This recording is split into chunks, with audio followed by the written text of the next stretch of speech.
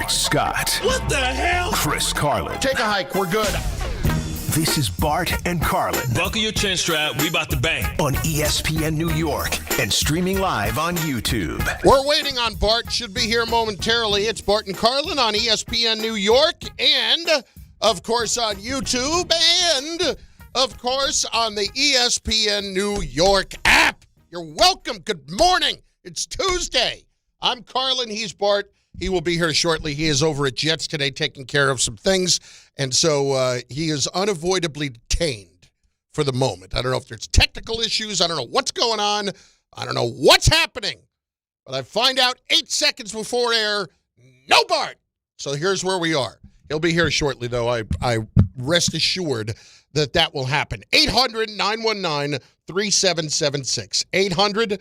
800-919-ESPN. It is Bart and Carlin on ESPN New York. There's a lot to get to today, including the Hall of Fame semifinalists that just came out. That includes Eli Manning, and you're trying to figure out whether or not this is going to be a year that he's going to get in. And I got to tell you, I am not feeling great about the situation. We will deal with that through the course of the show. We will deal with the Jets. I have been asking myself this question for roughly 48 hours, and I held it to today because I wanted to give it time to breathe, just to let it simmer, let it settle. Are the Jets simply a quarterback away? What does that look like? Are they simply a quarterback away at this point? We will get into that because it is a debatable discussion. How many quarterbacks would actually make the Jets a playoff team now? We will talk about that shortly. And Mr. Scott is now with us. We got technical issues. What the hell's going on over there? Man, they got all their rooms all tied up because everybody's trying to do everything for Thanksgiving, of course, so everybody's mashing everything in. So they put me in the press room, and the press room has no Ethernet, so they brought me to another room that has Ethernet. So we finally got after, the third time's the charm. We just plugging in ports all over the place. Well, here we are. You're here. That's what matters. Yeah, they got me in the reporter's room, and that kind of makes me feel nervous because I don't like being in a reporter's How many times were you up at that podium? Exactly. I can see, hey, just ask Rich. He knows everything. Anyway, I just, I'm kind of not looking forward to Thanksgiving, and we can get into that and why. I don't know. Are you a big Thanksgiving guy? Thanksgiving is probably my favorite holiday simply because it's not about things. I feel like Christmas is so commercialized. You have, nobody ever wants to leave when you get all your stuff. You know what I mean? Yeah. Nobody wants to leave their house when they just got Mario Brothers. You know what I'm saying? Yeah. It's that's true. Yeah. Forget my cousins. That's I don't true. want to go hang out with them. I just got Mario Brothers, man. I'm trying to beat the game. Listen, I'm going to be around some people that I really like a lot, and that's not really the issue. It's just more of, I just want to be alone. just leave me alone. It's been a year, Bart. We moved. We got a whole lot of crap going on. I got games all over the place, and I'm not complaining. I need some Carlin time. I need to spend time with me, which is normally not something I'm terribly comfortable with because I don't know if you know this, I'm kind of a jerk. I can be kind of a jerk and kind of a lot to deal with. Do you have any nieces and nephews? Oh, yeah. Oh, man. Many. You like Uncle Jerk. You know what I'm saying? See, Everybody but here's the Uncle thing. Jerk. It used to be where I would be the human jungle gym for the nieces and nephews. They were all so small that big. Yeah, exactly. And I was this big dude, and they were all 6 and under, and would just climb all over me.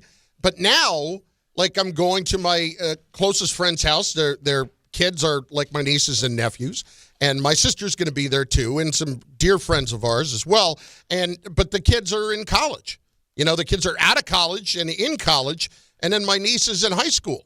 And, she just wants to play Roblox. Yeah. They on Snapchat and all that stuff. They probably like, listen, like, because my daughter makes fun of me all the time. I have no idea what she be doing. She be pointing her camera at me when I'm driving. And I'm like, yo, what the hell is she doing? She got me on Snapchat. She making my forehead super big.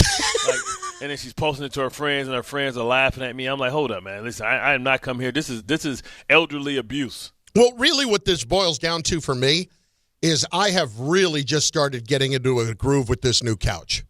And we are – ooh, you get to break it in for Thanksgiving. Yeah, we are forming a relationship. We are forming a bond, and I have not felt this good about a decision in my life since asking my wife to marry me. Really, really, and I'm not exaggerating. Like, I was trying to put it together. When is the last time I made this good of a decision besides on this couch? And that's pretty much it.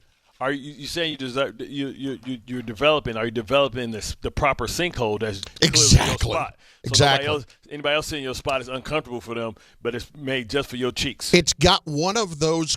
It's like a corner couch, and it's got like, I guess they call it a cuddle seat, but they should call it the Carlin seat because those feet are up, man. I got plenty of room. The couch does not take up the entire area. It is so freaking perfect. I took my first nap on it the other day. Oh, you took your first nap? Oh, my first nap on it Sunday afternoon for about a half hour. It was beautiful. Oh, I wanted to cry. And now I got to go over to somebody else's house for Thanksgiving. Oh, man. See, the worst is, like, it's funny because it's a little meme that was out there. They talk about the different type of families, the different type of family members that show up. You know what I mean? And different type of couples that show up. You got the couple that just got finished having an argument all the way there. And they come in. Then you got the one that's late with all the kids. You know what I'm saying? Because they got too many damn kids. Then you got the fashionable one, the one that got everything that everybody envy and they get mad at her. I love the different types of family, just a family watch. Yeah. What is the biggest blow up that you've ever had at a holiday? Was there?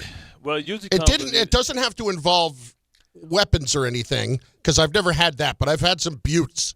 Well, it usually comes down to like who cheated on the spades game or who cheated who cheated on the Keno game. 3 tight, nice. 4 square centers, you know what I'm saying? Keno, you know what I'm saying? It usually comes with the money when you start putting the money in the pot. You know, that's after the games are over and that's when the drinks start kicking in and you start gambling. You know what I'm saying? I forgot. It was like, remember Roscoe Jenkins? Like, oh, God, they shooting dice again. You hear him arguing. Roll it again. You cuffing the dice. Oh, my God. That's tremendous. And ours are always just based in old family grudges that haven't gone away. And it's, they were usually started by my mother, and she's not around anymore. So, and honestly, since 1982, you've been trying to be like me, Susie. Like, oh, damn. Well, you little floozy, you stole my boyfriend. Like, oh, God. Like come on. My father's sisters, my 2 aunts, if my mom could have thrown them out the house 5, 6, 7 times on different occasions, it was always, who's going to be out in the garage arguing tonight? Who's going to the garage? Whose house did you guys used to do it over? We used to do it at our house a lot. Because I had 2 aunts that would come over from Brooklyn. There would be every once in a while we would go over to Long Island, which was just an abject nightmare driving on the Bell Parkway on Thanksgiving. Dear God, shoot me. We were there for the Leon Lett game. And wow. I love my family on Long Island. It's just getting there. We've seen each other maybe 5 times in the last 20 years. Yeah. I'm sure. Like, and a couple of those were funerals. It's like your family lives out the country. No, Long Island. No, pretty much. They could either live in Sweden or they live in Massapequa. You know. Anyway. We've been getting into it for the last 10 minutes on this stuff, but we'll get into some other stuff that I want to start with. And because you're out of Jets today, let's get into the state of the Jets. I also want to get into the Yankees and Hal Steinbrenner yesterday, who used a word that I'm told in Yankee land you're not supposed to use anymore, but he did use it. I think I heard that word. And we will get into that. It is Bart and Carlin on ESPN New York. Get involved on the show on the ESPN New York YouTube page as well, and at 800-919-3776. So I've been spending the last 48 hours, Bart, thinking about this concept. Are the Jets simply a quarterback away? And what I mean is, when I look at the rest of the roster, if I had put a quarterback from a different team on the Jet roster now, would they be a playoff team now? And how many of those teams around the league, how many of those quarterbacks around the league are there? Because that makes me believe, well, maybe it's not just a quarterback, and what is this going to look like this offseason? So I put it to you, this coming offseason, do you foresee this being a purge of sorts of more Joe Douglas people, or do you foresee this being more of, this is a tweak, this is a, we got to get the quarterback and then we're good to go situation? You know, it's crazy. I just finished shooting my show with the Jets, and, EA said something that was very interesting. He said, he asked me, did I realize that 21% of the roster, the people on this roster now weren't on this roster before training camp? That's a bigger number than I would have thought. Yeah, it's like he's acquired so many pieces via trade, during the season, and bringing guys in.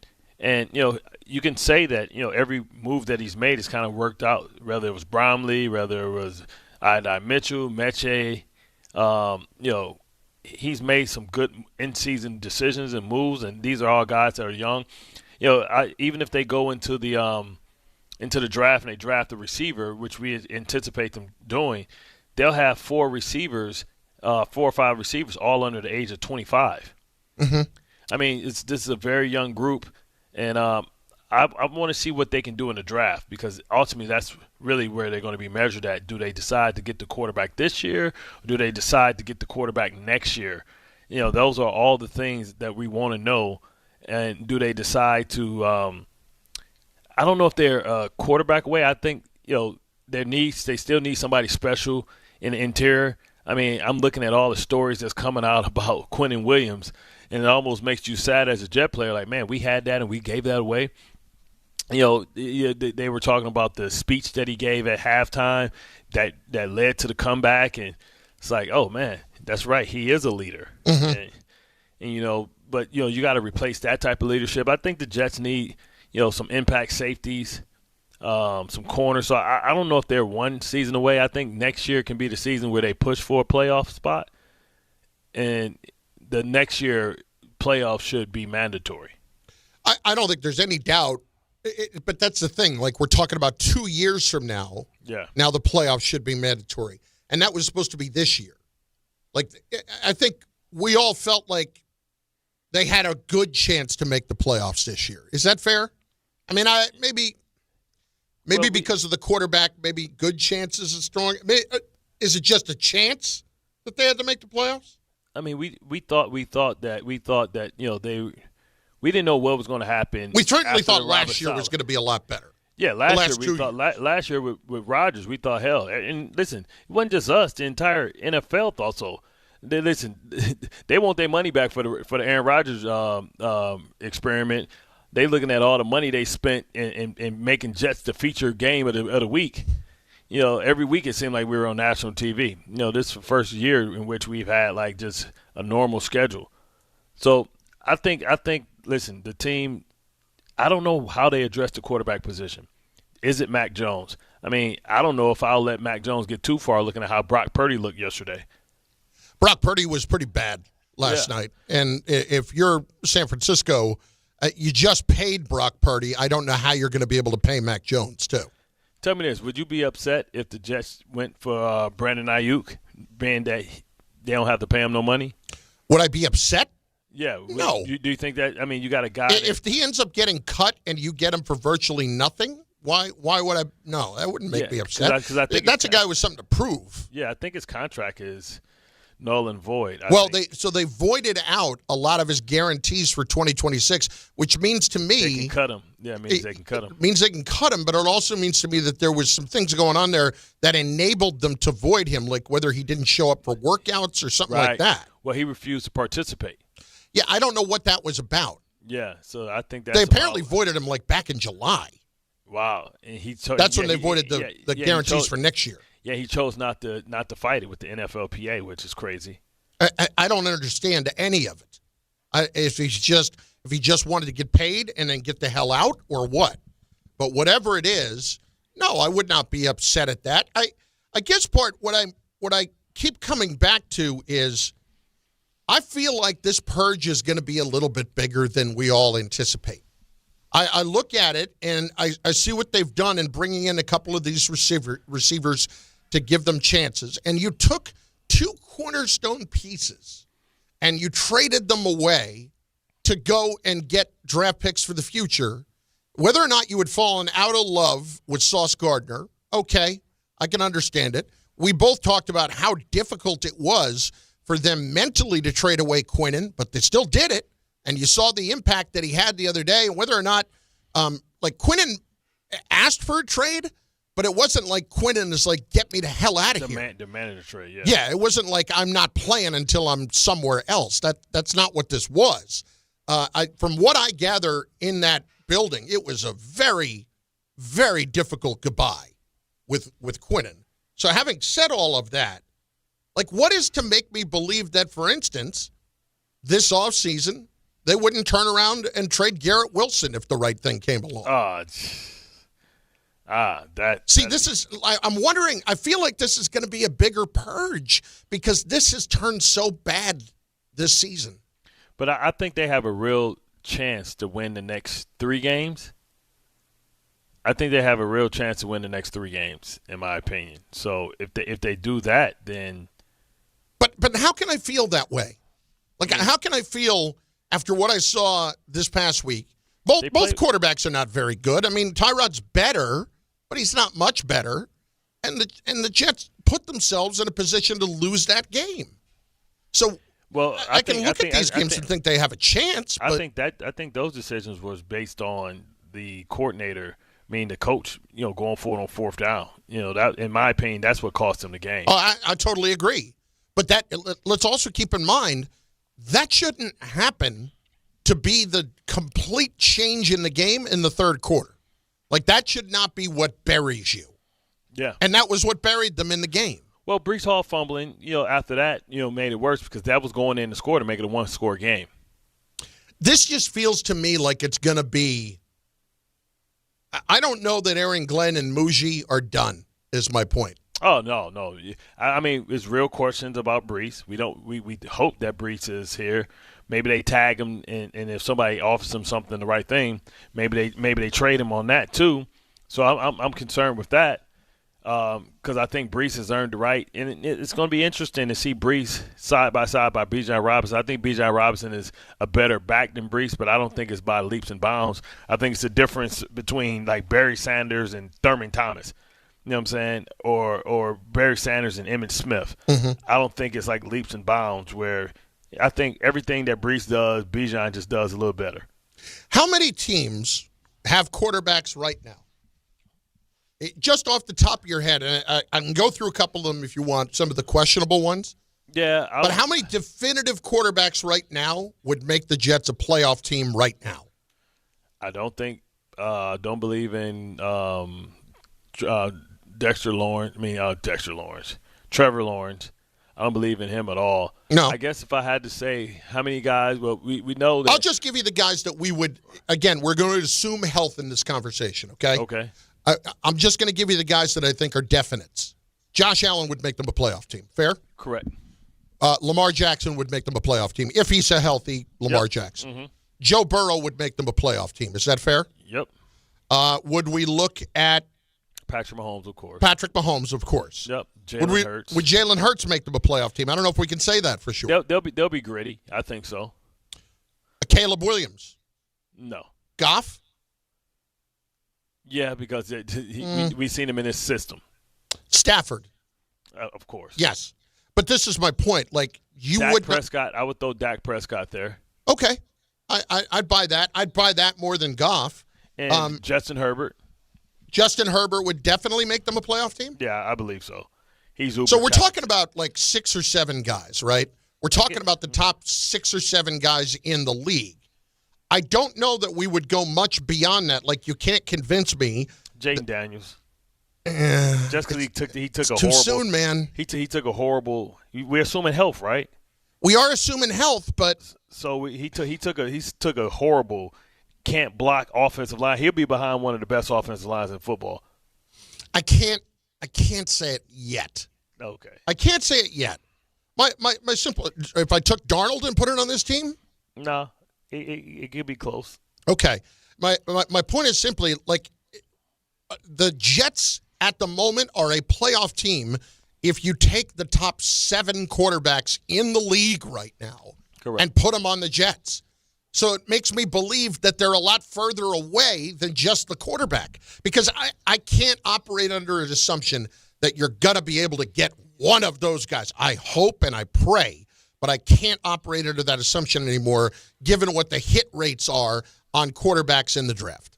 Yeah, I mean, that's why I totally anticipate them to maybe try and upgrade their backup room, maybe even make Tyrod a 3.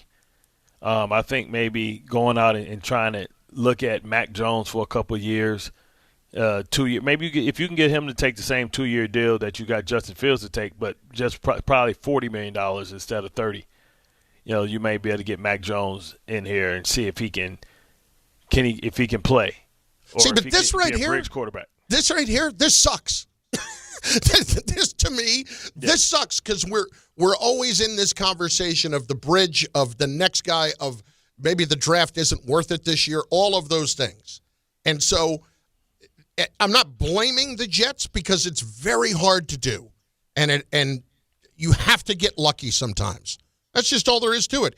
You have to get lucky with some of your selections if you don't have the number 1 pick. And like, for instance, I would look at a team like, I don't know, the Chargers. The Chargers got lucky that the Dolphins took Tua first. Yeah. That's pure luck for where they are. So this year, if somebody takes Mendoza first, like who's that? Oh, man. Is it Ty Simpson? Is it Nussmeier? Like, I don't know who that other guy is. You remember when we started this season, we talked about how many of these guys were supposed to be great quarterbacks. Yeah. He's like, oh, man. And we're not talking about none of them. We're not talking about Penn State. We're not talking about Clemson. Yep. We're not talking about any of the people we're talking. Everybody we're talking about, Oregon, Indiana, Alabama. We didn't say anything about them at the beginning of the season. Not a peep about any of those 3. And you were talking more about Cade Klubnik at Clemson. Yep. You were talking more about Drew Aller at Penn State, who got hurt, and he's out for the year. Yep. So, yeah, I mean, there's so many things to that, Bart, that I can't remember a year where before the season, and Arch, for that matter, Arch above all else, where you looked at the group and said, this is going to be a special group, and by the middle of the season, you forgot the majority of them. Yeah. Like, think about that. When does that ever happen? And then you're talking about guys that you didn't even bring up. And that's the thing, like, and especially like a guy like Mendoza, like comes out of nowhere, right? Ty Simpson, I don't know.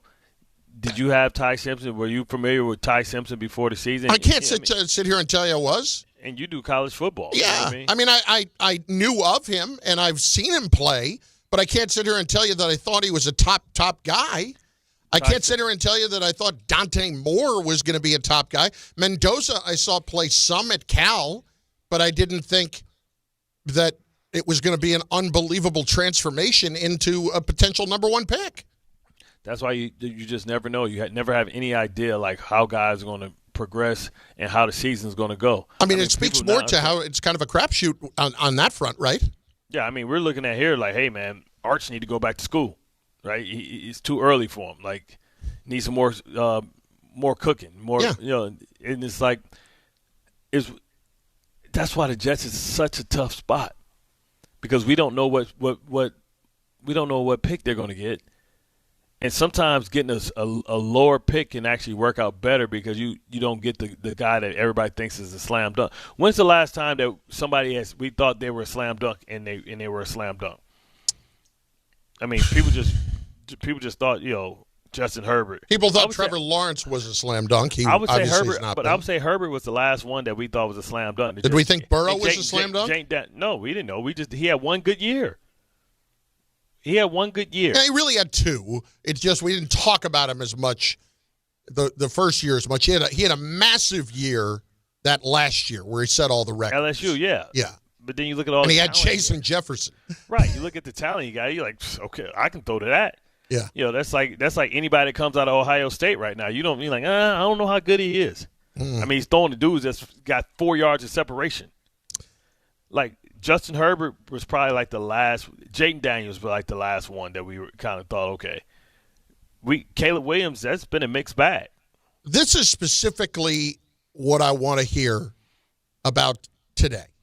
Is I want to hear from the Jet fan why, if you feel like they are just a quarterback away or not, or is it more than that? Do you feel like they are? If they had the quarterback, is this a team that within a year or two is a legitimate contender?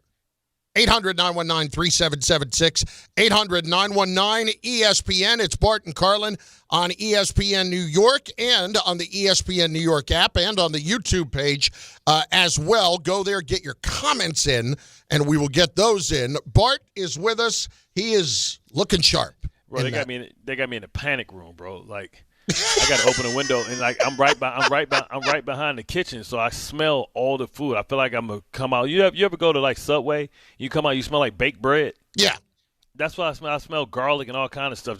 I guarantee you, it's just sticking to my jogging suit. So is it a panic room in that like the door is in the floor? On the front, it says reporter. Yeah, exactly.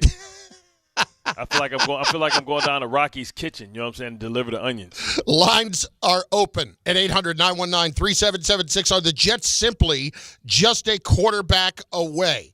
Bart and Carlin, ESPN New York. If you've been injured on a construction site, then you need a lawyer who knows New York's unique labor laws. At the Parisman Firm, they have decades of experience handling construction accident cases and a proven track record of delivering huge results. Their team has already recovered nearly $1 billion for hardworking New Yorkers. From scaffold accidents to slip and falls and equipment failures, they've got your back. Call the Parisman Firm now at 718-WORKERS. That's right, 718-WORKERS, because your case is their cause. Get the justice you deserve today. It is very slow. Bronx Manhattan bound at the Triborough Bridge. Watch for an accident right before the split for Manhattan and the Bronx. And the southbound Harlem River Drive is very slow approaching the Triborough Bridge. You also have delays on the Throgs Neck Bridge in both directions because of midday construction. It's a little better with the Whitestone. And slow on the Van Wyck and Queens, both ways between the Belt Parkway and the Kew Gardens interchange. You also have slow traffic on the westbound Jackie Robinson Parkway from the Kew Gardens interchange out past Metropolitan Avenue. Still 30 minutes into the city at the George Washington Bridge, 20 minutes at the Lincoln Tunnel, and 30 at the Holland Tunnel, especially over the Skyway. I'm Adam Walski for 880 ESPN New York. To help those who want to be helped, but may not be able to afford it. That's what PGA Tour winner Grayson Murray had envisioned for a foundation before he sadly took his own life at just 30 years old. His parents channeled their grief into creating the Grayson Murray Foundation, carrying out his vision to help those struggling with mental health and addiction. To donate and learn more, visit GraysonMurrayFoundation.com. Why do you go to Princeton Longevity Center? We go to Princeton Longevity Center because my husband's cardiologist told him having this exam saved his life. Because somehow 20 turned into 40, and now I need to take my health more seriously. The Princeton Longevity Center designed a program to keep me healthy and active, so 50 and 60 will be no sweat. Because even though my cholesterol is high, it turned out my arteries are clear. That's a big relief. Whether you want to make the most of your future years or just want peace of mind, you need the Princeton Longevity Center. Their comprehensive preventive exam combines the latest technology with caring experts to create your personal plan for staying well. Because I shouldn't have to wait an hour for a 10-minute physical. I go to Princeton Longevity Center because I get everything done in one day and take my results home with me. Find out why you need Princeton Longevity. Call 888-8000-PLC or go to PrincetonLongevityCenter.com. Call 888-8000-PLC. That's 888-8000-PLC. Empower. Jen has ordered a decadent seafood tower, king crab legs, lobster tails, and a waterfall of caviar. Pricey? You bet. But Jen worked with Empower on her savings and investment strategy and planned for splurges like these. She got good at money, so she can be a little bad. Ooh, champagne. Empower. Invest well, live a little. Start today at empower.com. Past performance is not indicative of future returns. Investing involves risk. You may lose money. Advisory services are provided for a fee by Empower Advisory Group, LLC, EAG, a registered investment advisor with the Securities and Exchange Commission. OMG, those shrimps are really jumbo. Hey, fans! fans! Welcome back to Fansville's Cheers and Tears. Oh. Okay, so like everybody deals with losing, right? To a rival on a last-second field goal. Whatever, it's fine. I'm totally fine. But I cope with losing with an ice-cold Dr. Pepper. Those 23 flavors are like so delicious. They totally wash away the pain of your college football team taking a big fat L. College football. It's a pepper thing. I just thought about this, and I actually want this today, too. I'll tell you what it is here in 30 seconds. It's Bart and Carlin, ESPN New York. The ESPN New York holiday party is back. Both the Michael Kay Show and Don Hahn and Rosenberg are bringing the holiday cheer at your mother's house in Garden City Park, Long Island, Friday, December 12th. Once again, we're collecting unwrapped toy donations this year to benefit the Garden of Dreams Foundation. It all kicks off at 1 p.m. Friday, December 12th at your mother's house. Again, that's in Garden City Park, Long Island, Friday, December 12th. It's brought to you by Amazon Pickup, Security Dodge, and Spiked Aid. This is what I want, Bart. In addition to the Jet conversation, like we could all talk about, like, you know, who's your favorite Thanksgiving food and all that crap, right? I don't care about that. Here's what I want to know. What is the biggest Thanksgiving family altercation you've ever been involved in? Oh, yeah. The biggest family Thanksgiving argument where it just turned the holiday to complete crap. That's what I would like to hear today. I don't want to live in other people's misery, but I know it's not just me. Yeah, sunshine and roses. Nobody want to care about no sunshine and roses all the time. We want to smoke. Yeah. The holiday's about the smoke. I mean, it is. I think it's Thanksgiving more than Christmas where you have the family arguments. No, it's got to be. Yeah. You get to politics, you get to drinking, you're watching football all day. Right. And also, sometimes, I know a lot of families out there had a turkey bowl. Right, that's true. You go out there, you play that football. You know what I'm saying? Yeah. It gets real. And then you got the new boyfriend that's coming over. Like, that'd be the real smoke. Like, the new boyfriend or girlfriend, and she ain't respectful, or she don't know how to cook, or she don't want to help in the kitchen. Oh, they judge. Listen, especially in the black community, they judge quickly. Yeah. There was one year, I think I don't know if I told you about this recently.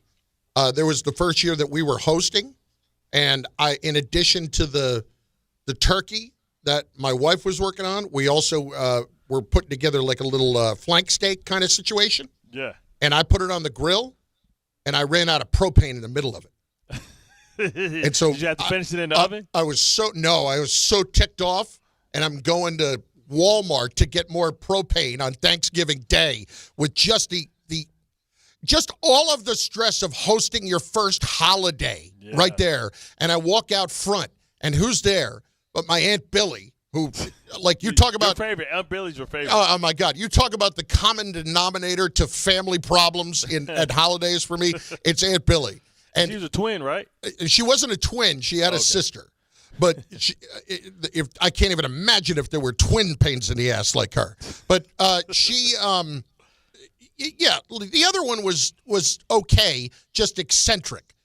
Billy was just a pain in the ass. But I'm walking out front, and I'm hauling out this empty propane tank, going to the car, basically slamming it into the trunk, and she just goes, "What's wrong with you?" While she's smoking on her Carlton 120. You know what's wrong with me. Why don't you volunteer to go get some of this propane? Yeah, exactly. Here's a good one. Let me see here.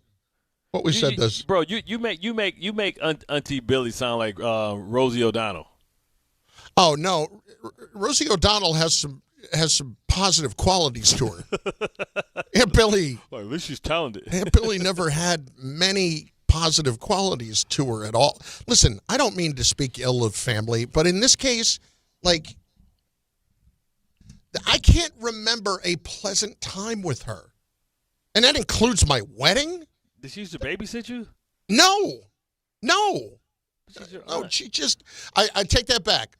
There was one pleasant time with her and her sister when I was like 4, and they took me to see the movie The Champ in the movie theater, which at the end of it was Ricky Schroeder, and the champ dies in the ring, and I'm like bawling my eyes out. Like, that was the most fun I ever had with them. Oh, that's funny. But, like, yeah, she would be, she said, I couldn't find the house. I said, I told you to look for the giant flag with the red R on it for Rutgers. It's not hard to find. Well, I couldn't find it. It's right there, Billy. It's right there. Here you go. Here's one from Mike on the chat. Me and my uncle got up from watching football to get a plate of food, and my cousin's wife changed the channel to Coco Melon for her kid and refused to change it back. Whoa. We removed her from our home. That's sacrilegious. You gonna come in for one kid? Oh, hell no. I want to hear that. Kids don't even go. Kids not even supposed to be in the room with the TV. They supposed to go be playing somewhere outside. No, snowballs. This is what I want to hear from you today. The biggest incident. Joe Leo, have you ever had an incident of any sort during a holiday? Specifically Thanksgiving. Me personally, no. I'm getting to that age where my family is now viewing me as an adult in the family. Right, so before you were just kind of immune to it all. Right, correct. He was still getting Capri Suns. Right. Exactly. Do you still sit at the kids' table? Not by choice. But you still do? Yes. Like, is there do you have the tiny little chairs that you have to sit in now? We've upgraded the chairs situation. We haven't upgraded the table yet. So it's more of a Hunchback of Notre Dame vibe at Thanksgiving for me. Ray, has there ever been an incident at a holiday? No, none that I can remember, because I avoid conflict in that I really don't care what other people's opinion of me is, so it doesn't bother me. See, I've never been directly involved. It's always just been family members that I've seen really get involved. Like, my mom one year held such a grudge against my brother and my sister-in-law from their wedding, which was at this point 20 years earlier. And she was so mad that they were only going to have beer and wine, but no liquor at the wedding. Like, God forbid, with our family, you didn't have an open bar. You just had Molson Ice. And I can't get drunk off Molson Ice. You know how many Molson Ices I got to drink for that? But it was out of what she perceived to be cheap, and she was telling my brother Jim, hey, go to the liquor store right now. Go load up. Go to the liquor store. Here's $200. Do not come back without everything we need to make a Manhattan. And that 20 years later was still a point of contention. This might completely screw up my Thanksgiving. I don't care. I tell you, it's usually like the girlfriend that gets it, the new girlfriend or new boyfriend. Yeah. That comes over that really gets it. Yeah. They're trying to impress. They got to help. They got to try and be witty and smart and laugh and connect. And sometimes people just don't want to do all that. They don't want to deal. I don't blame them. I don't blame them. It's Bart and Carlin on ESPN New York. Frank in Newark has got one. Holiday fight. Let me hear it, Frank. Did it end in handcuffs, Frank? No. I mean, my family is Spanish, but they're not that Spanish now. Here's what happened. A couple years ago, my mom decides to go on vacation for the holidays. It was going to be the first holiday we were going to have without my mother around. And it was me and my three brothers, my one brother and my two sisters cooking in the kitchen. We were all going to contribute something small. Now, imagine this. You're in a small kitchen, and we're all getting in each other's way. So at some point, I looked at myself. I said, this is not fun anymore. We're bumping into each other. My brother wants to micromanage everything, and there's no collaboration. Literally too many cooks in the kitchen. Exactly. Eventually, my brother and I got into a altercation. We got into a little shove scrimmage, and then we started throwing food at each other in the kitchen. And yeah, my mother would have never liked that if she came home to a dirty kitchen. Oh. So, y'all was still at your mother's house. It was yes, it was in my mother's house, which was worse. Oh, and she wasn't there. No, she wasn't wow. there. She went down to Bolivia. She went down to Bolivia to see my family for my uncle's birthday, and yeah, we then realized that none of us four can ever actually work together on a project because we just end up arguing. Again, too many chefs, not enough cooks. That's phenomenal. I don't mean to make light of it, but listen, I just think, because I can think about all those fights over the years, and I can laugh about them now. Yeah. I can laugh about them now. And I know I'm not going to have one this year, but it's just, yeah. There have been so many of them. I'm surprised that you don't have more, or at least more that you're willing to share. Talking about me? Yeah. No, my uncle used to just get drunk and go in his underwear and sing like Motown songs about his ex-girl. What? Yeah, he's crazy, man. You can't leave that out. Bro. He used to get in his underwear and sing Motown songs about his ex-girlfriend? In the front room by himself. Like, bro, oh, man. Like Unc tripping again, man. Oh, man. Then somebody got to take his ass home. Oh. He was like the uncle, like, man, you didn't want, like, the kids loved him. But he was like, give me a kiss. Like, you got to give me a kiss. Like, oh, man, scruffy beard with Mohawk vodka just all over his breath. That's the one I told you wore the ace bandages with the switchblades in it. Oh, yeah. Yeah, Uncle Nene. Why did he wear ace bandages with the switchblades? Uncle Nene, in case he had to come out and stab somebody. In case someone was about to go down. Yeah, exactly. Thought he was Bruce Leroy, too. Boy, I kill you, boy. I can take your throat out. I told you got jumped by some little kids. Like, we like, man, your uncle got somebody, jumped your uncle. And it was like some middle school kids, man, that beat his ass because he get drunk and he go and start talking stuff at the playground. I swear it was like some 14, 15-year-olds that scraped his ass. So we're like, what happened to the karate? He's like, man, shut up. Like, why ain't hit him with the death thrust? Shut up. Beat his ass all underneath the swing set. Black Metronome checking in. Oh, boy, my cousin and her ex-boyfriend had it out one Thanksgiving, thought we were going to have to hit the dude with an old-school double clothesline. Whoa, how the ex-boyfriend get to the party? You know what that makes? That's a great question. That's a great question. How does the ex-boyfriend get there? Unless He's it's still like part of the family? Unless it's like one of those situations where, like, later on, after dinner, when people kind of pop in and say hello, that kind of thing? Nah. Yeah. Like, listen, if I break up with you, then you dead to my family. You got some people that parents still like the old girlfriend, and old girlfriend pop up, and then you bring the new girlfriend. Like, hold up, man. Yeah. She got to go. Yeah. This is why. Your mom invited me. I don't care if Jesus Christ invited you. They get your ass up out my house. Either she go or I go. We don't like you that much, Steve. Damn. Your Thanksgiving family nightmare stories. We are welcoming them today. We will get back into the Jets here in a second or not, but let's go. 800-919-3776. It's Bart and Carlin on ESPN New York. The 14th ranked St. John's Red Storm faces Baylor in the Players Era Festival in Vegas. Coverage begins today at 4:10 on 1050 ESPN and the ESPN New York app.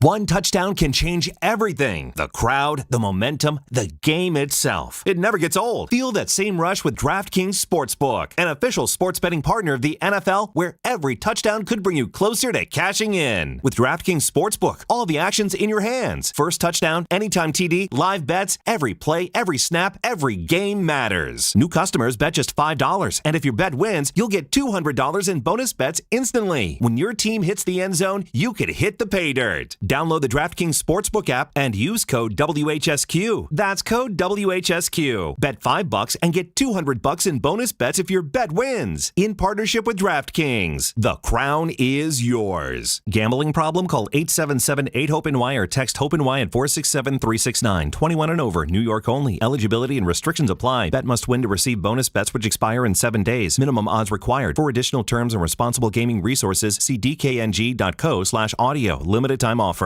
From kickoff to cash out, ESPN Bet has the tools you need to score more on game days. Bet smarter with stats at your fingertips. Get personalized parlays built just for you. And with your fantasy team synced right in the app, you can back your squad. Right now, new customers get $100 in bonus bets when you bet $10. Sign up with promo code USL to get started. Must be 21 plus. Gambling problem? Call 1-800-GAMBLER. Terms and conditions apply. See app for details. Offer not available in New York.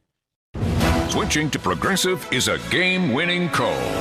And that reminds us of other game-winning calls in the history of sports. So it was the fourth quarter and we're down by 5. Sweat pouring down my face. Suddenly it hit me. If only I could wrap part of the towel around my forehead. And that's how I became the first basketball player to wear a headband. Okay, not really a game-winning call, but it was a good call.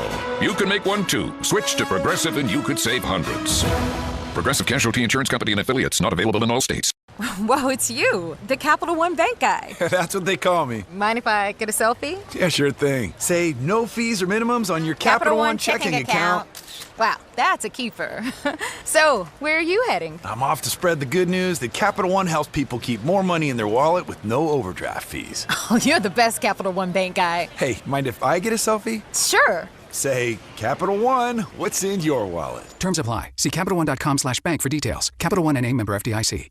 Hey, I'm Mike Slater. My dad passed away at the age of 63. It's out of nowhere. Had a stroke. Super hard, obviously, for the whole family, but my dad had life insurance. This is why I have life insurance for my family, for my wife and 4 kids. And the best place to get life insurance is ethos.com because you can do it in 10 minutes. And there's no medical exam and no blood test, just a few health questions. Get life insurance in 10 minutes so your family is protected. Ethos, ETHOS, ethos.com/play.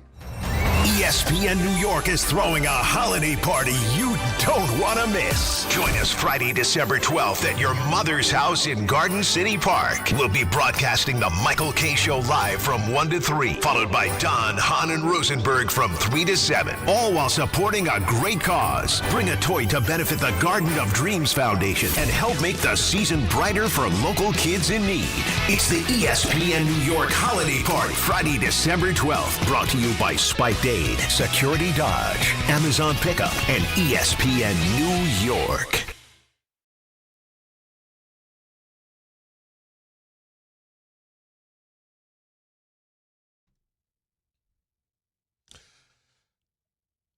I guess not surprisingly, the lines are starting to fill up at 800-919-3776. We'll get to a couple of those stories here momentarily. We've got more coming in. The one about that came in from Black Metrodome about the girlfriend's, about the cousin's ex. You know, he just showed up later on in the night, apparently. Was not invited to dinner. Just showed up later on in the night, and that's when they got into it. He was trying to get her back? I guess. And they were trying to get back into it. And then another one chiming in with, I'm not going to some girl's house for Thanksgiving. No, that's a hard no. Like, man, you look like a damn zoo exhibit. You know what I mean? Everybody looking, girl, who is that? Oh, yeah. And then you got the little floozy cousin that are trying to talk to anybody, man. You know what I'm saying? You being a little bit friendly. You want some pie? No, listen. He don't want no damn pie. Like, if my man want pie, he asks me for pie. You don't ask my man, do he want a slice of pie? Better sit your ass back. You're bang 4 of my boyfriends from high school. Don't make me kick your ass, Susie. Lee in a South Ozone Park is up on ESPN New York. Lee, what's going on, bud? How are you? Hey, how you guys doing today? Good. How are you? All right. So, as far as the Jets are concerned, they do need a quarterback, but they had a quarterback, Sam Darnold, who should have been the quarterback. They should have invested in him, and they would be doing fine right now. They would be doing fine for the next 10 years. Because you can see the difference from how he left the Vikings, how the Vikings are not as what they were last year. Last year, they was on fire. He's in Seattle now. So that's a point I want to make. And that's it. So they make bad decisions. You got Jet players all over the league. And me, personally, I'm a Jet fan, but I'm not a fan of the NFL any longer because if my team can't compete, what the hell am I watching for? The problem is you can say that we've got Jet quarterbacks all over the league. We've got Jet players all over the league. Nobody, when Sam Darnold left here, felt that this was happening. Is that fair? I think that's more than fair. Well, I think nobody thought this was I think it was a real dilemma. I thought, remember, the narrative was we can build around Sam Darnold or we can start over fresh. Right. And everybody was uncomfortable with giving Sam Darnold $35 to $40 million a year because they felt like he hadn't proven enough, he hadn't shown enough, and that's because he didn't have time to show enough because of the injuries, and then before you know it, he was up. Right? I think they traded Sam Darnold like before his 5th-year option year. And just imagine with the 2nd-round pick. I always forget who was in that draft. What draft pick? What draft was that? When Sam came into the league? When Zach Wilson was drafted. Oh, What year was that? It was 2021, and I will tell you right now who went in front of Zach, because Zach went second. Fields was in that draft. It was Trevor Lawrence who went 1, then Trey Lance went 3rd. Okay, so what I'm saying is, and the Jets picked second, so it was 3 quarterbacks all back to back, right? The other, yes, it was 3 quarterbacks straight. So and then the other quarterbacks to go in the first round were Fields, Mac Jones, and I believe that was it. Yes, Fields and Mac Jones. Yeah. So what I'm talking about is so just imagine if the Jets would have said, okay, we'll take Penei Sewell. Mm-hmm. And he would have been there for Sam Darnold to go with, right? So I'm talking about, like, instead of, if they would have decided, and they could have moved back to get more money, they could have moved back and got more picks. Now that is the draft where they also took Vera Tucker. Now, so you have to ask yourself, they took Vera Tucker, but how the Jets had 2 first-round draft picks that year, I don't really know. But just imagine if they would have got Jamar Chase and Penei Sewell. It would have been something. But I mean, specifically with or they could have stayed. They could have stayed with Vera Tucker at 14, and let's just say second they took Jamar Chase. They trade up to get to 14 as well. I think they did. Let's see. The Jets took Vera Tucker. They had a trade with Minnesota to move up from 14. And I don't think that wasn't a Darnold trade, was it? No. That was a separate trade. I mean, they could have ended up with Jamar Chase, and let's just say stay with Vera Tucker. Well, they didn't. And here we are, unfortunately. How about Tom in New Hyde Park? Tom, what's going on, bud? How are you? Hey, guys. What's going on? How you doing? First time caller. Just want a couple things to say. Getting ready to deliver for America today. I'm a USPS letter carrier, and I listen to you guys every single day. Well done. We appreciate that, brother. Thank you. Keep delivering for us. Oh, this is their Super Bowl. This is their playoffs, man. They go hard during this time of year, man. Oh, my God. Long hours. Oh, this is it, man. This is it for us. Yeah, seriously. Couple things really quick. First of all, I was listening to Don Hahn Rosenberg later on, and they had something. I never want to say to steal something from another station, but they call, especially during this time of year, it seems like they do something for the letter carriers and like all the delivery services where they have like us just call in at a specific time to give stories and what's going on, and I thought that was kind of cool, especially because not that we're the only ones listening to you guys, but we're constantly on the road every single day. That's a good call. You know where that started at? It started right here with me because I'm an Amazon DSP owner. So it started right here on this time slot, brother. They swagger jack. There we it's all go. good. It's like this. I love it. The Frenzy and the Frenzy Denzy. They just renamed it and remixed it. Well, I love it. And last thing, I definitely wanted to call about Thanksgiving because, of course, I got something crazy. Go. So a couple of years back, my cousin, I'm not going to name any names, but I had a cousin that used to take care of my father. He was always a good guy. Took care of him, and after he passed, he was always around, and we kept him around, even though he was kind of a distant cousin from us. Long story short, we had him a couple of years for Thanksgiving, and he was kind of acting a little weird for us. He was kind of giving us a little bit of attitude, wasn't really participating in any games, anything we wanted to do, to the point that I finally had to take him home.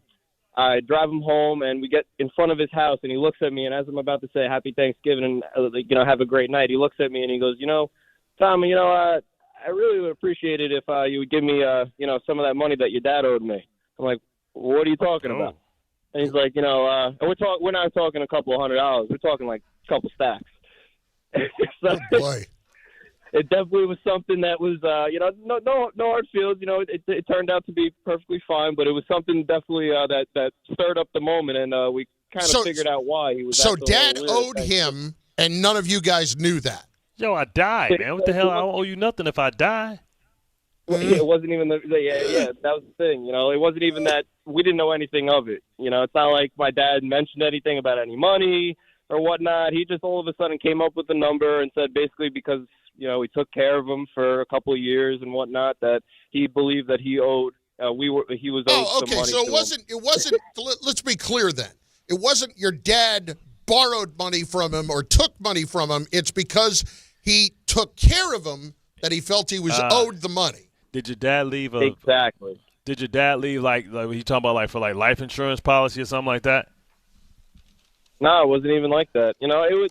He fell on hard times, and he definitely needed some assistance, especially with his health deteriorating. Yeah. So he definitely helped in that sense. And that's why, he's a great guy. That's why we kept him around in the family. Like I said, he was a distant cousin. Not that we didn't like him, but we kept him around, and we always brought him around for holidays. But then all of a sudden, this one holiday, he just blew up, and Did y'all invite him back after that? Did he come after that? Nah, we haven't heard from him since. It's over. Rekindling a little bit. I don't mean to. You know what? I don't mean to laugh at that, but geez, holy cow! Wow. No, we laugh at it now, but that was just. It's just something that always stuck in my mind. Like you guys just made me remember. I was like, you got to be kidding me. Oh, I tell you what. Thank you so much. I really appreciate everything, and have a happy Thanksgiving, guys, and I'll be talking to you. And thanks for doing your thing out there for us, Tom. It's a difficult time of year for sure. Keep them little poodles away from you. No, they get mad. They get mad overtime this time of year, bro. They stack up, man. You know how much overtime? And usually for me, Amazon gave us bonuses and money for them during this time. So they can get that cheese on their taco. Oh, okay. Listen, they deserve it. They deserve it. Go and get it. As far as that is concerned, that's awkward. How exactly do you go about deciding whether or not Dad leaves anything? And then it's like, are you hanging in for the payday eventually? Is that why you're helping, or you're helping because it's the right thing to do, or you think it's the right thing to do? Yeah, that's what I'm saying. I think he was just there he wanted the money. He clearly was there for the payday. Yeah, he was. But what? Can't you read the situation and know that maybe there ain't going to be no payday? It's some crazy work. Hey, going back to that 2021 draft? Yeah. You know the team that screwed it? Well, outside of basically we screwed up. The San Francisco screwed up taking Trey Lance. Do you know who screwed up the worst? Who? I would probably say number 4 was Atlanta, and they took Kyle Pitts. And the Jets are going to see Kyle Pitts, and he's one of these guys that had all the talent in the world. He was like a unicorn, a tight end that ran like a receiver, and he hasn't panned out. But you know who went after? You know who they passed on? They passed Jamar on Chase. Jamar Chase, Jalen Waddle, Penei Sewell, J.C. Horn, Patrick Surtain, Devontae Smith, Michael Parsons, Rashawn Slater. These are all players that went after him. Oh, my God. Jalen Phillips. Well, what a debacle. Kadarius Toney, Listen, Christian Darrisaw, Rashad How Bateman. is it that the Jets and Giants out of that draft came out with Zach Wilson and freaking Kadarius Toney? That's crazy work, right? Even Gregory Rousseau. Bro. Wow. That's horrible. Oh, my bad. Greg Newsome II. 800-919-3776, 800-919-ESPN. Are the Jets simply a quarterback away, or is this going to be a much bigger rebuild, retool than maybe we're giving it credit for? Plus, your Thanksgiving nightmare stories. Family conflict, we want it all. We want all the smoke. We've had some good ones so far. Let it fly. 800-919-3776. Also, over on the live chat on YouTube, you're going to want to hear what's coming up because this is something that everybody has experienced, I think, about Thanksgiving and people taking a walk. Let's put it that way. Bart and Carlin, ESPN New York. Every aspect of your business will operate better and faster with artificial intelligence. AI is a race, and companies that act first will win. Thrive Managed AI is your advantage over all your competitors. Thrive partners with you on a smart, secure AI strategy for your business. Then they deploy and manage it for you. Be first and win the race with Thrive Managed AI. Start with a complimentary strategy consultation at thrivenextgen.com/ESPN. That's thrivenextgen.com/ESPN. This Thanksgiving, FanDuel is introducing a brand new way to build a parlay. It's called Pass the Leg, and here's how it works.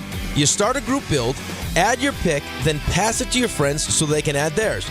When everyone's done, you each lock in the group parlay with your own funds because football is better when it's played and bet together.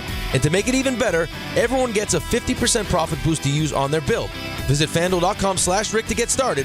So grab your crew, start your build, and get in on the action this Thanksgiving with Pass the Leg. Because football is better when it's played and bet together. Again, that's FanDuel.com/Rick to get started. FanDuel, play your game. Must be 21 and older and physically present in New York. Opt-in required. Bonus issues non-withdrawable profit boost tokens. Restrictions do apply, including any token expiration and max wager amount. See terms at sportsbook.fanduel.com. For help with a gambling problem, call 1-877-8-HOPE-NY or text HOPE-NY at 467369.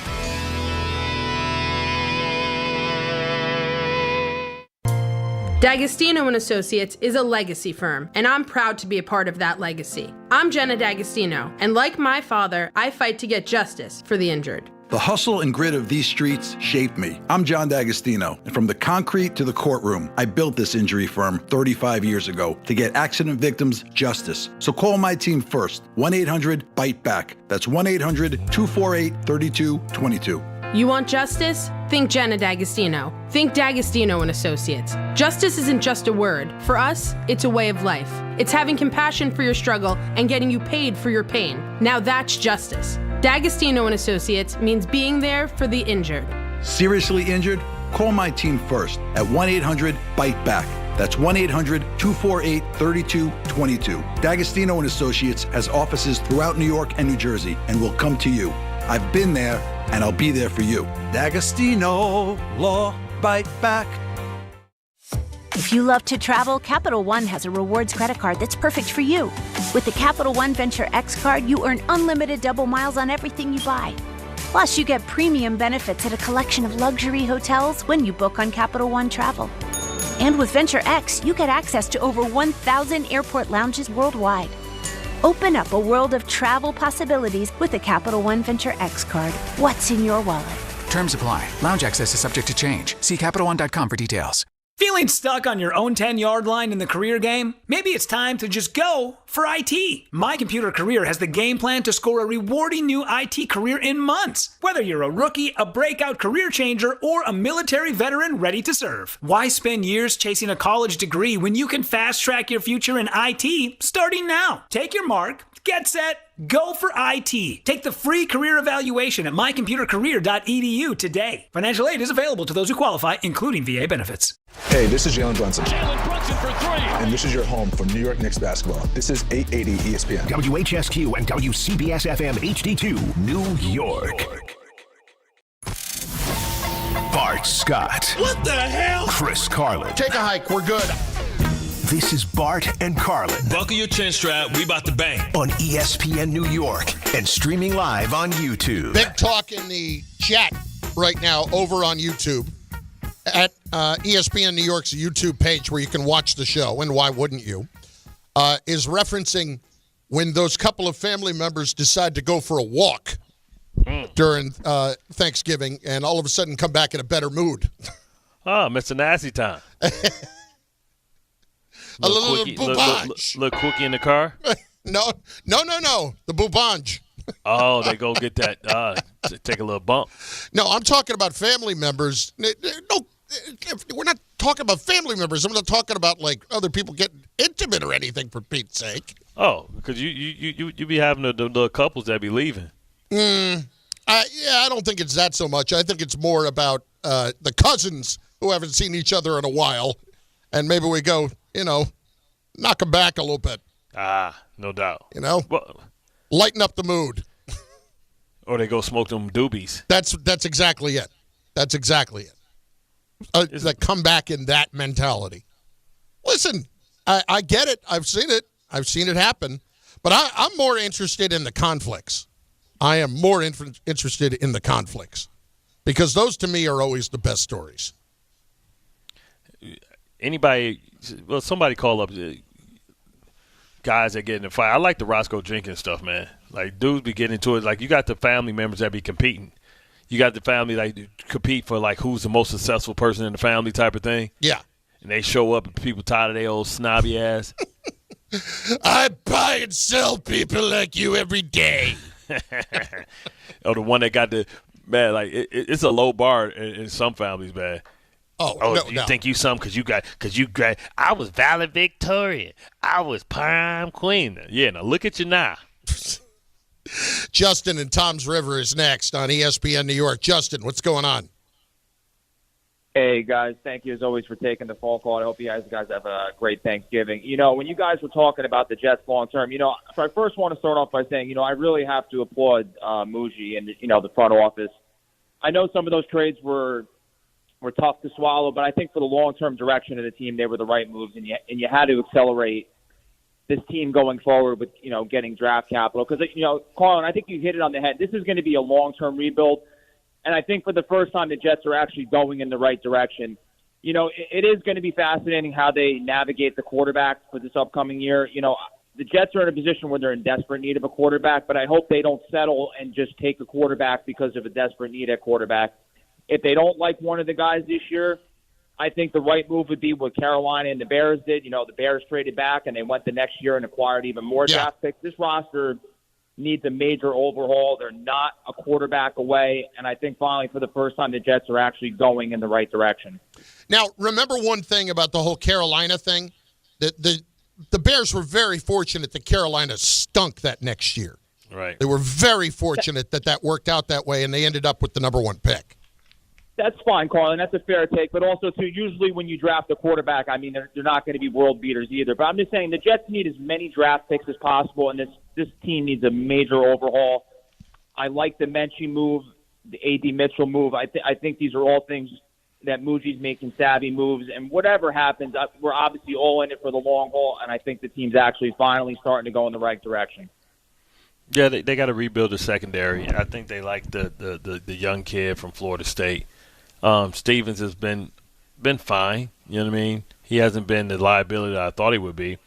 He's been better than he was the first couple of weeks of the season. Right. The thing is, the Jets won't be able to the Jets will be able to beat the New England Patriots in 2 years. They're going to have more salary cap space than anybody. They're going to free up all their salary cap space the same year that they have 3 first-round draft picks. I mean, listen, that's going to be a massive year to make a lot of changes. And if I had to ask, well, it's too early to ask. Like I was gonna say, if I had to ask you right now, would they end up drafting a quarterback this year? It's way too early to say that. Nobody really knows. I mean, that's falling in love. See, that's falling in love because if you do that, then that guarantees that you can't take a quarterback the next year. Right. Like you better be damn sure. So you're hoping that, okay, well, if we're not good and this quarterback isn't good, then maybe we can trade our spot in 2027 and move back. The other thing, though, that this year has shown you is that, remember last year, it was a very weak quarterback draft with Dart being the number 2. Yeah. And there was the assumption that this coming draft was going to be a great quarterback draft, and now that went off the board pretty quickly. So if that's the case, like, can you continue to operate like next year it'll be so much better if you believe that when it kind of fell apart this year with the way these guys played? Well, it kind of depends on if the guys that are eligible actually come out, because we think that it's a possibility that some of the guys that come out, remember with the new NIL deals, it's not the dire need that you once had before, because you can make $4 or $5 million. Look what Beck is making in Miami, $4 million to be the quarterback, which is probably more than what he would have made or what a lot of quarterbacks make being drafted in the first round. Okay, here are a couple of things from the chat. Number one, talking about the walk that people take. Everybody comes back smelling like Car Noir. That from Hot Pocket Pete. And then Tsunami, my sister's boyfriend's now ex-mother, okay? My sister's boyfriend's mother made the salad. Geez, the things white people put in the salad. Salad or potato salad? It says salad here. It was awful forcing myself to eat nuts and cheese and raisins just to be polite. I was happy when the boyfriend became an ex to just not eat his mother's cooking anymore. Oh, man. Like, listen, somebody get their ass. Listen, who made the potato salad? It doesn't even say potato salad. The raisins in the potato salad has usually been a thing before, which I do not understand. I've never understood that. I feel like if you go out to a fancy restaurant, they give you something like that, you can accept it. But like going to Thanksgiving and Christmas, those are supposed to be your best meals. Those are supposed to be a fixed menu. You got your green bean. Well, it depends on what type of house you're in. But some people, like Rex's favorite food was green bean casserole. Like, I've never had green bean casserole in my life. Yeah, me neither. I don't even know what the hell that is. Yeah. We have collard greens for us. It's collard greens with either smoked turkey or neck bones or something in it. That's our one vegetable. Like, we got nothing but carbs, one vegetable. It's one vegetable option, greens.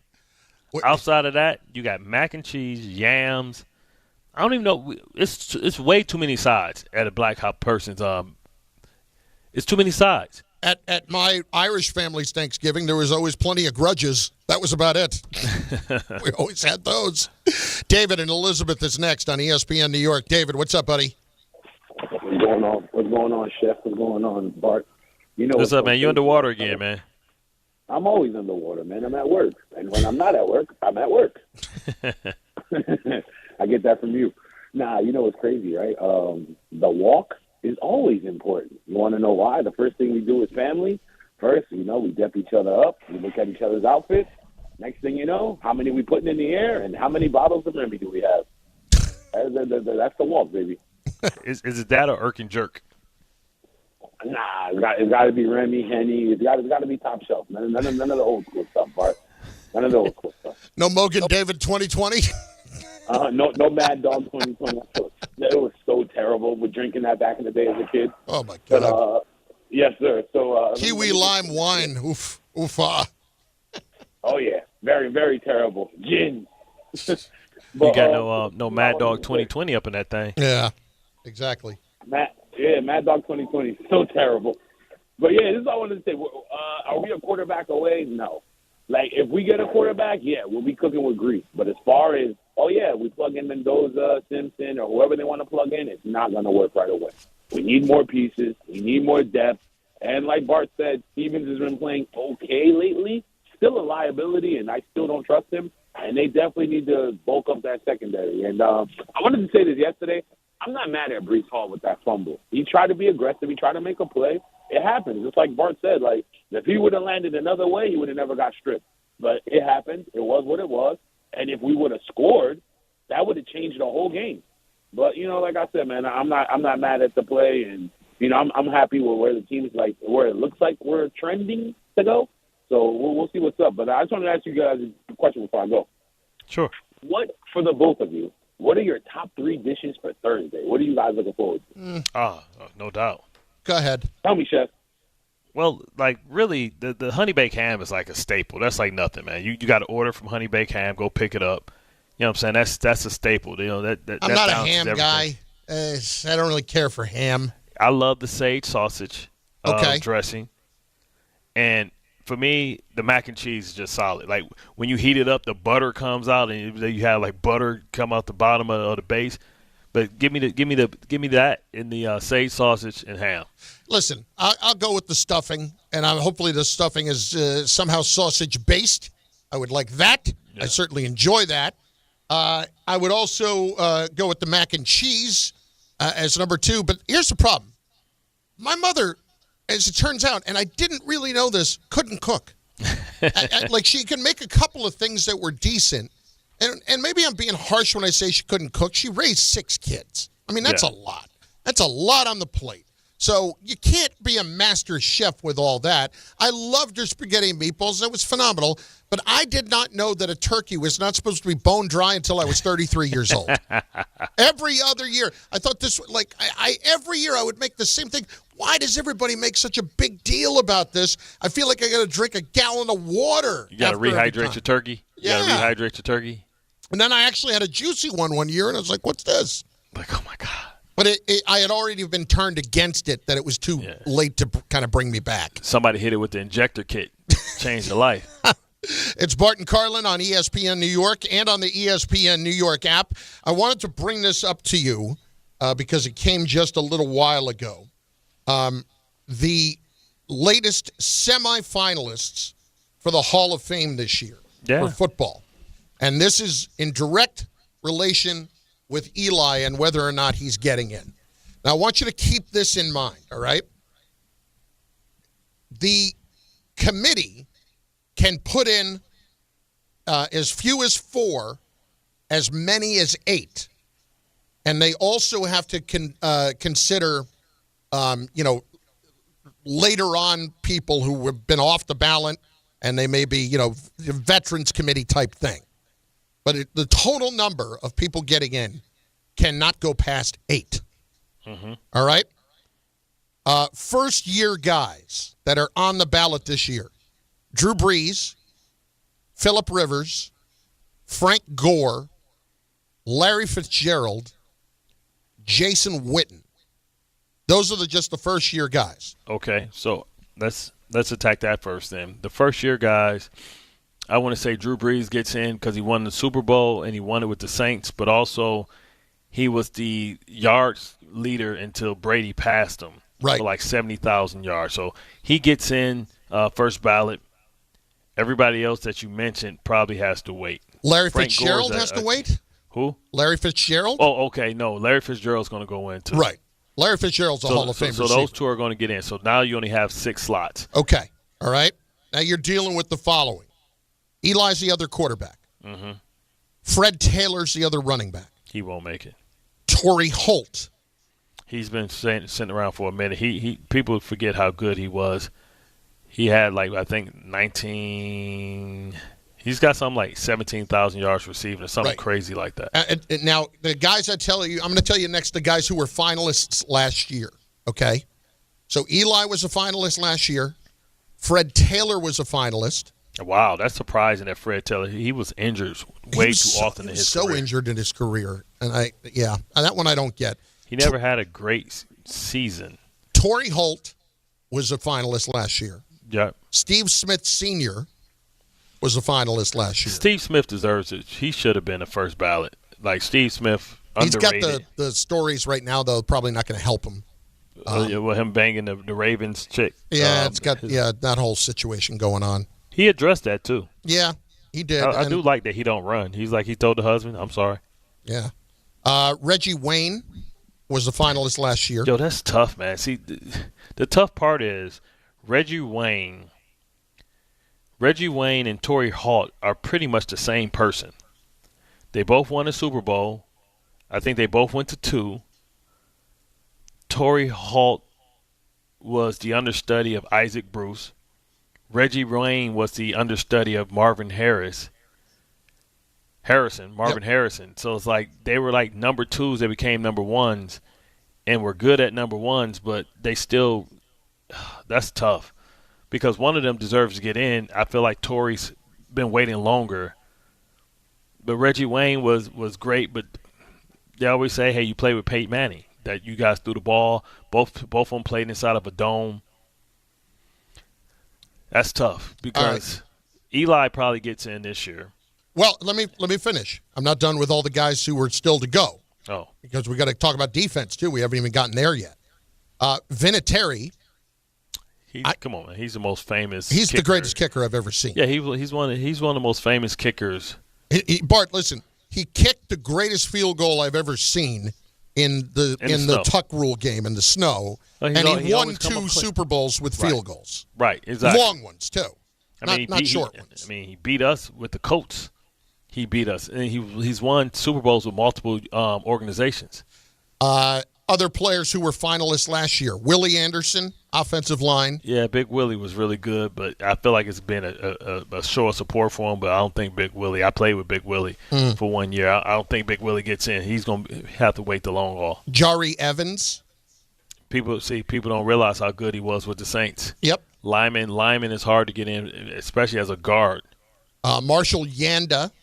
Marshall Yanda deserves to get in. It's weird, right? Marshall Yanda is probably one of the most decorated guards in the history of the game that people don't know about. I just don't think it's enough name recognition for Yanda. But Yanda probably is I think he's something like an 8-time Pro Bowler. He was a 3rd-round draft pick, like an 8-time Pro Bowler, all-decade team, and I think a 3-time All-Pro. Keuchly. Keuchly deserves to be in. Like he's hurt a lot. He was just as – it was the concussions, but he was just as dominant. The fact that they put Patrick Willis in, I think. Yeah. I mean, Keuchly was the East Coast version of Patrick Willis. He did definitely – he's probably one of the better – he's probably one of the best linebackers of our generation. T-Sizzle. I think T-Sizzle's going to have to wait because he needed some more sacks. But he's one of the best two-way players. Terrell Suggs, that is. Yeah, he's one of the best two-way players. But Suggs is going to have to wait, just like when James Harrison is available. He does have one defensive MVP, which is amazing. He has 2 Super Bowls. You don't really count the one with Kansas City because he wasn't T-Sizzle. He was T-Sizzed after that. But he does have two Super Bowls on his resume and a defensive MVP. Other ones here, real quick.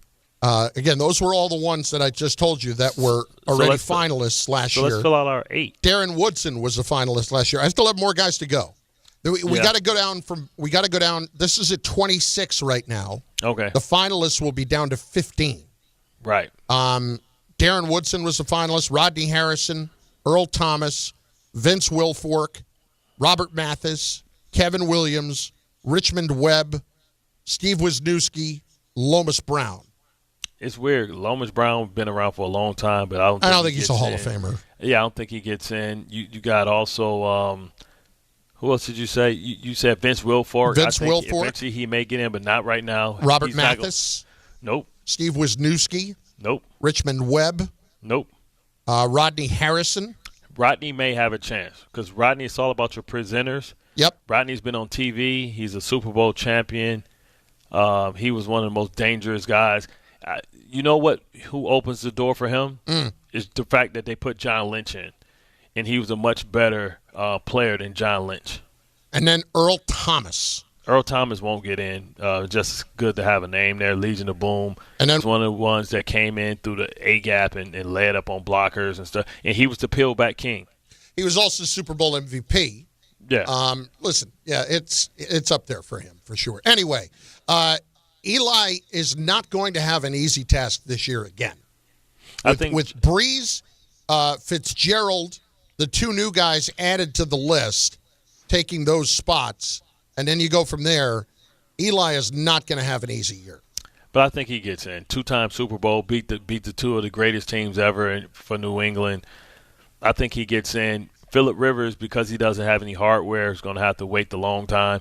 I think when Ben gets up, when Ben becomes eligible, like I think Ben should be a first ballot. But you know for a fact that everybody believes and trusts in Larry Fitzgerald. Drew Brees is going to get in. So I guess if I had to go, I would go Drew Brees. And if anybody out there listening disagrees with my list, then they can talk about it. I think Drew Brees. I think Eli Manning. I think Larry Fitzgerald. Right. I think Luke Kuechly. Okay. I think they have to let a lineman in. If they're going to let a lineman in, it has to be Marshall Yanda. What about Vinatieri? He's got to get Adam Vinatieri. Yep. So we're at 6. So that's 6. And then there's the other older guys who are, whether it's contributor, like Carl Banks is actually a possibility this year. Carl won't get in, but who's another older guy? I need to get the list. Yes, they'll usually let one of those in. Yep. So that's 7. So we only got one more place left. Probably one of the wide receivers, either Steve Smith, Torrey Holt, Reggie Wayne. Out of that list, who was the best?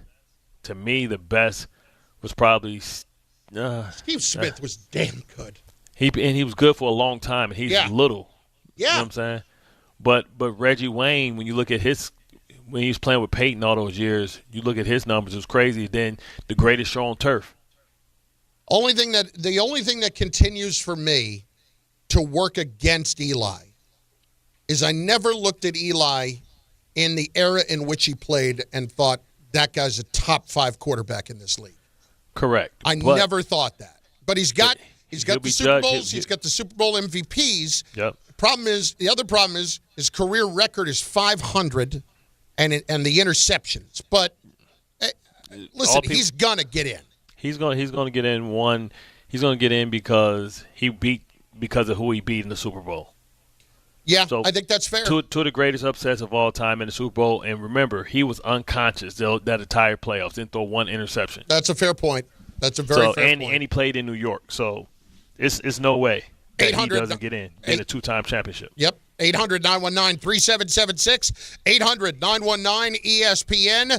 In moments, we will get more of your calls, including your nightmare Thanksgiving stories. I want to know about the conflicts. I don't care what kind of food you love. We all love the food. That's fine. Tell me about the family conflicts at the holidays. The ones that, listen, might have ended up in fisticuffs, might have ended up in an arrest. Don't have to.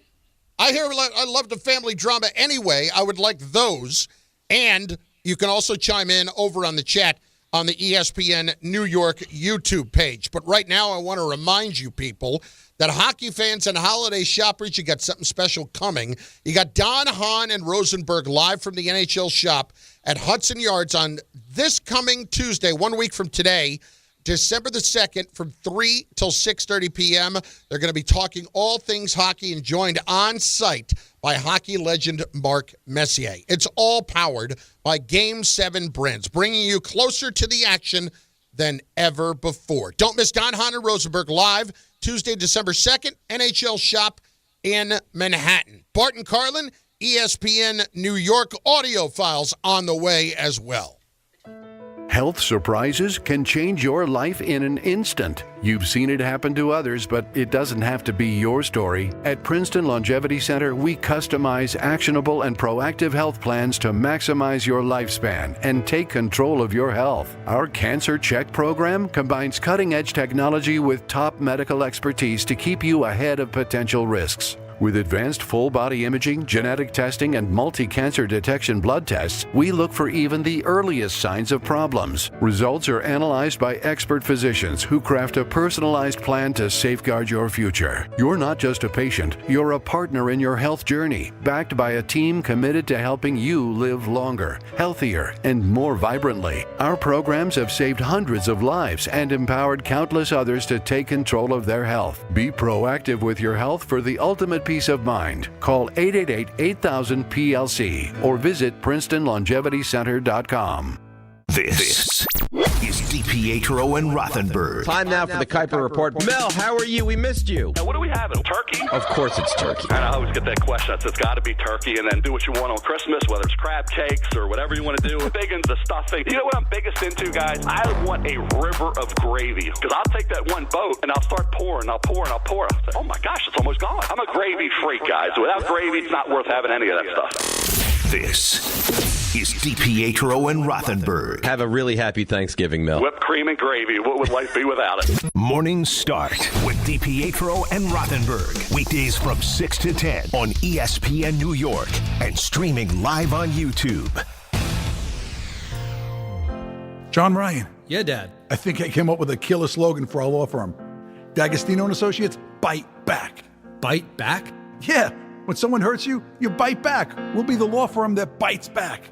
Dad, that's brilliant. Accident victims, call D'Agostino and Associates and bite back. Hey, we could even put a big vicious dog on billboards everywhere. Yeah, and Rottweilers on buses. Hey, how about a toll-free number? What are you thinking? You know, like 1-800-BITE-BACK. 1-800-BITE-BACK. That's brilliant. But what if people hear fight back? Easy. I'll spell it out for them, like 1-800-BITE, back. 1-800-BITE-BACK. That's 1-800-248-3222. Love it. Hey, Dad. Yeah. All this talk about biting back got me hungry. Me too. Want to grab lunch? Sure. Hey, how about a jingle? You mean like D'Agostino, law, bite back?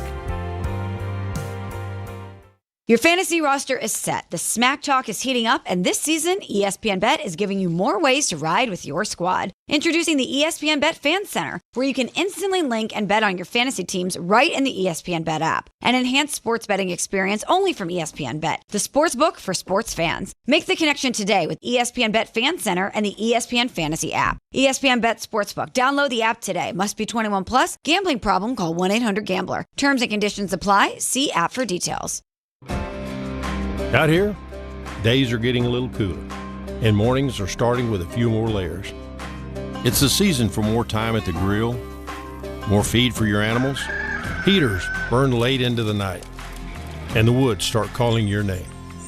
We appreciate hard-working hands, shared moments, and love for our land. That's why season after season, we're here for your life out here. Tractor Supply.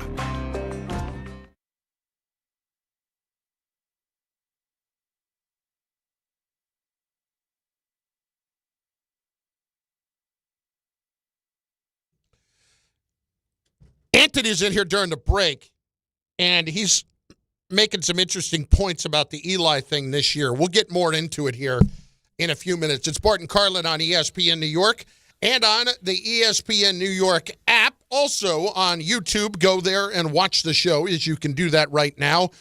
We are more than welcoming of your Thanksgiving nightmare stories as well. Paramedics, whoever has to show up, as long as everybody's okay, that's all I'm interested in. Anyway, let us now get to some audio files. The audio file.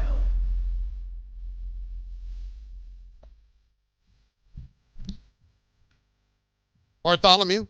Yes. Hal Steinbrenner spoke yesterday. I heard. Big spender. A couple of things of interest. Mr. Big Shot. Was asked if the payroll will decrease. Would it be ideal if I went down? Of course. But does that mean that's going to happen? Of course not. Again, we want to field a team we know can win a championship, or we believe can win a championship. We don't know anything in that regards as far as the future. But yeah, it just hasn't changed, which is why payrolls have gone up probably every year. Doesn't mean they won't go slightly down one year and then up the year after that. I mean, it all depends on what's out there and what the possibilities are, and how much I feel we're able or we need to pull the trigger on those possibilities. Well, he wants to lower it, but he doesn't. It doesn't sound like he's anticipating that happening. How am I supposed to take that? Well, he elaborated, right? He said, "Listen, it's tough to talk about what the actual cap is as far as how much they're willing to spend." He says he wants to know the plan. He don't even know what's available, what's possible, and how much it costs yet. So that's very reasonable. I think they've spent up there with everybody else. I think if it's somebody they really thought could help them win a championship, they would spend the money, maybe reluctantly, but they would spend it. If it's a certain player, because the brand of the Yankees is such a big thing. Could you imagine if they have another huge signing like they had when they brought in Soto, but it's a signing where they're paying money to bring a player in? I think everybody expects that from the Yankees, and let's see what that is and who that player is. But he didn't make it seem to me like he wouldn't spend the money. He just said, "I don't know what the budget is because I don't know what we're trying to get, and we don't know what's possible." And now here's the other thing. He was asked if the team makes a profit. Now remember the other day I told you that the Yankees made north of $700 million according to Forbes, right? And their payroll was in the threes. Here is Hal on if the team makes a profit. I'm assuming you make a profit. Is that fair as well? No, it's not fair, actually. So you take a loss? I don't want to get into it, but that's not a fair statement or an accurate statement. Everybody wants to talk about revenues. They need to talk about our expenses, including the $100 million expense to the city of New York that we have to pay every February 1st, including the COVID year. So it all starts to add up in a hurry. Nobody spends more money, I don't believe, on player development, on scouting, performance science. So these all start to add up, John. And if you want to go look at the revenues, you got to somehow try to figure out the expense side as well. You might be surprised. Well, then show it to us. Show it to us. Show it to us. It's not going to happen. He said he just like most homeowners in New Jersey, New York. They know what that tax feel like. The city say, "Give me my money." Well, the $100 million is it $100 million in taxes? Is it $100 million in rent? What is it with Yankee Stadium exactly? Because I didn't need the new stadium built. The last time I checked, there wasn't a new Dodger Stadium that they built out in L.A. Is that fair? I think that's fair. So, listen, you want to tell me you're not turning a profit? Sorry, I had to sneeze. Yeah, right. No, all good. I was going to cover you. No, that's all right. Listen, you want to tell me you're not turning a profit? Please, show me the books. Come on. Because if that's the case, if it's not fair to say you turn a profit, are you telling me that as the primary business of that family, that you're staying in it if you're not turning a profit? No. This is not Steve Cohen, who made his money in hedge funds and has billions. That's not what this is. This is the Steinbrenners' main source of income. And if you're losing money as the Steinbrenners, I don't believe for a second that you're staying in it. I believe you would have sold that team a long time ago. Well, you always want to try and act like you're not making any money as a profit as far as your taxes to write off. You know what I mean? You want to write as much off you want. But the thing is, the evaluation and the cost of the organizations or the value of the organizations goes up based pretty much on real estate. And the Yankees are in New York City, so they have some of the best, most prime real estate. And they're also a legacy, generational, one of the original franchises of the MLB. So, like, they make money. I always laugh because football owners say that. But then with the TV deals, everybody's evaluation goes up $500 million. So just borrow some money against the valuation of your organization if you feel like you didn't make no money. Please stop. Stop. Don't make me think you're not turning a profit. I never had to worry about. God, I don't want to say it. I don't want to say it because it's such an old argument that it just doesn't make sense. But you never heard about any of this stuff when it came to George. You never heard about whether or not they were turning a profit because you knew they were. You knew they were, and it wasn't the primary thing. The primary thing is making money. That's okay. It's okay. It's okay. Just acknowledge it. That's all. That's all. Nobody is calling the Yankees cheap. All right?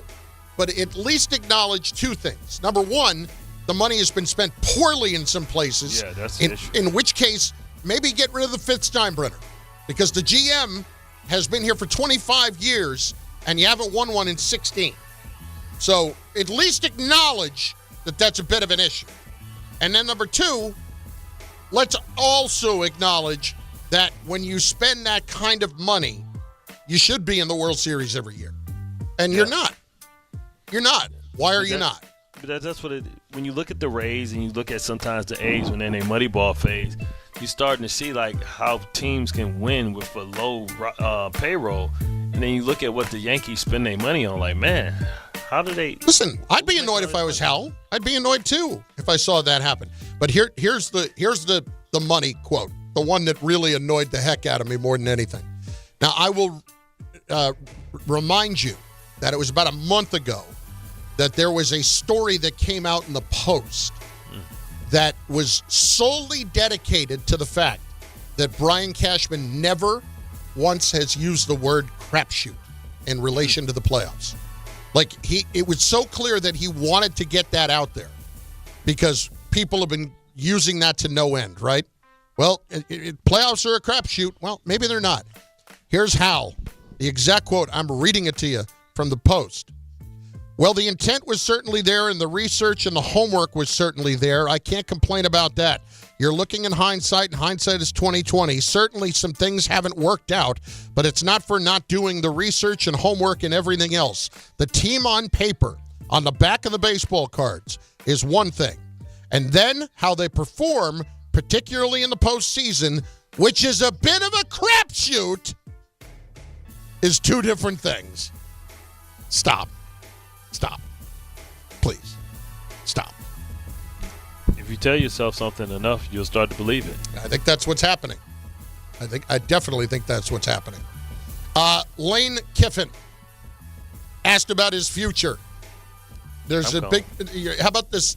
Did you see the other day that the LSU AD put out not the LSU AD, excuse me, the Ole Miss AD put out a statement that said, we will tell you what's going on the day after the Egg Bowl, which is Friday, the Egg Bowl, which is the Ole Miss Mississippi State game. Here is Lane Kiffin on his future, whether it's LSU, Florida, whatever. Lane, Keith released a statement on Friday that's saying that you, him, and Chancellor Boyce had a meeting about your future. Are you able to elaborate on the nature of that meeting at all? Yeah, like I said at the beginning, very fair question, but we're not answering anything that doesn't have to do with the game and the team and the season. But fair question. You mentioned on Pat McAfee how you don't make decisions based on money. When you do make your decisions, what are the considerations for you then, especially when it comes to football decisions, right? Like, what are you thinking about? Yeah, very fair question, but I'm not going into it. because, like I said at the beginning, I'm going to keep this to this team. And He says expects a decision on Saturday. Is that a decision that's been made, or is that still in consideration? Like, people are just curious about that. Yeah, so, I mean, you can just keep going. I'm not going to answer them, so that's 3 of them. You got another one?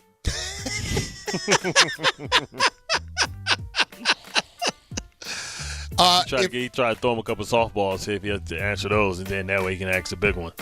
Do you think he ends up at Florida, at LSU, or he stays? I think LSU. I think Florida. But Florida? Somebody, I mean, I'm so fascinated to know what that number ends up being. Because it's going to be big. 90 for 5? I mean, I think it's going to be north of 100. Brian Kelly got north of 100. Did he? I mean, I think it's going to be north of 100. He got north of 100, Brian Kelly? A couple of years ago, yeah. Now he's how out. many years? It was like 10 years? I think it was like 10 years for like 100 something.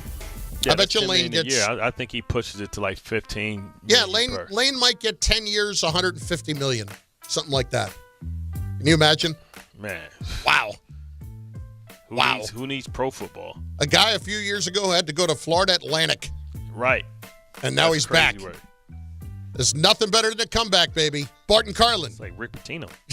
Well, let's not get nuts.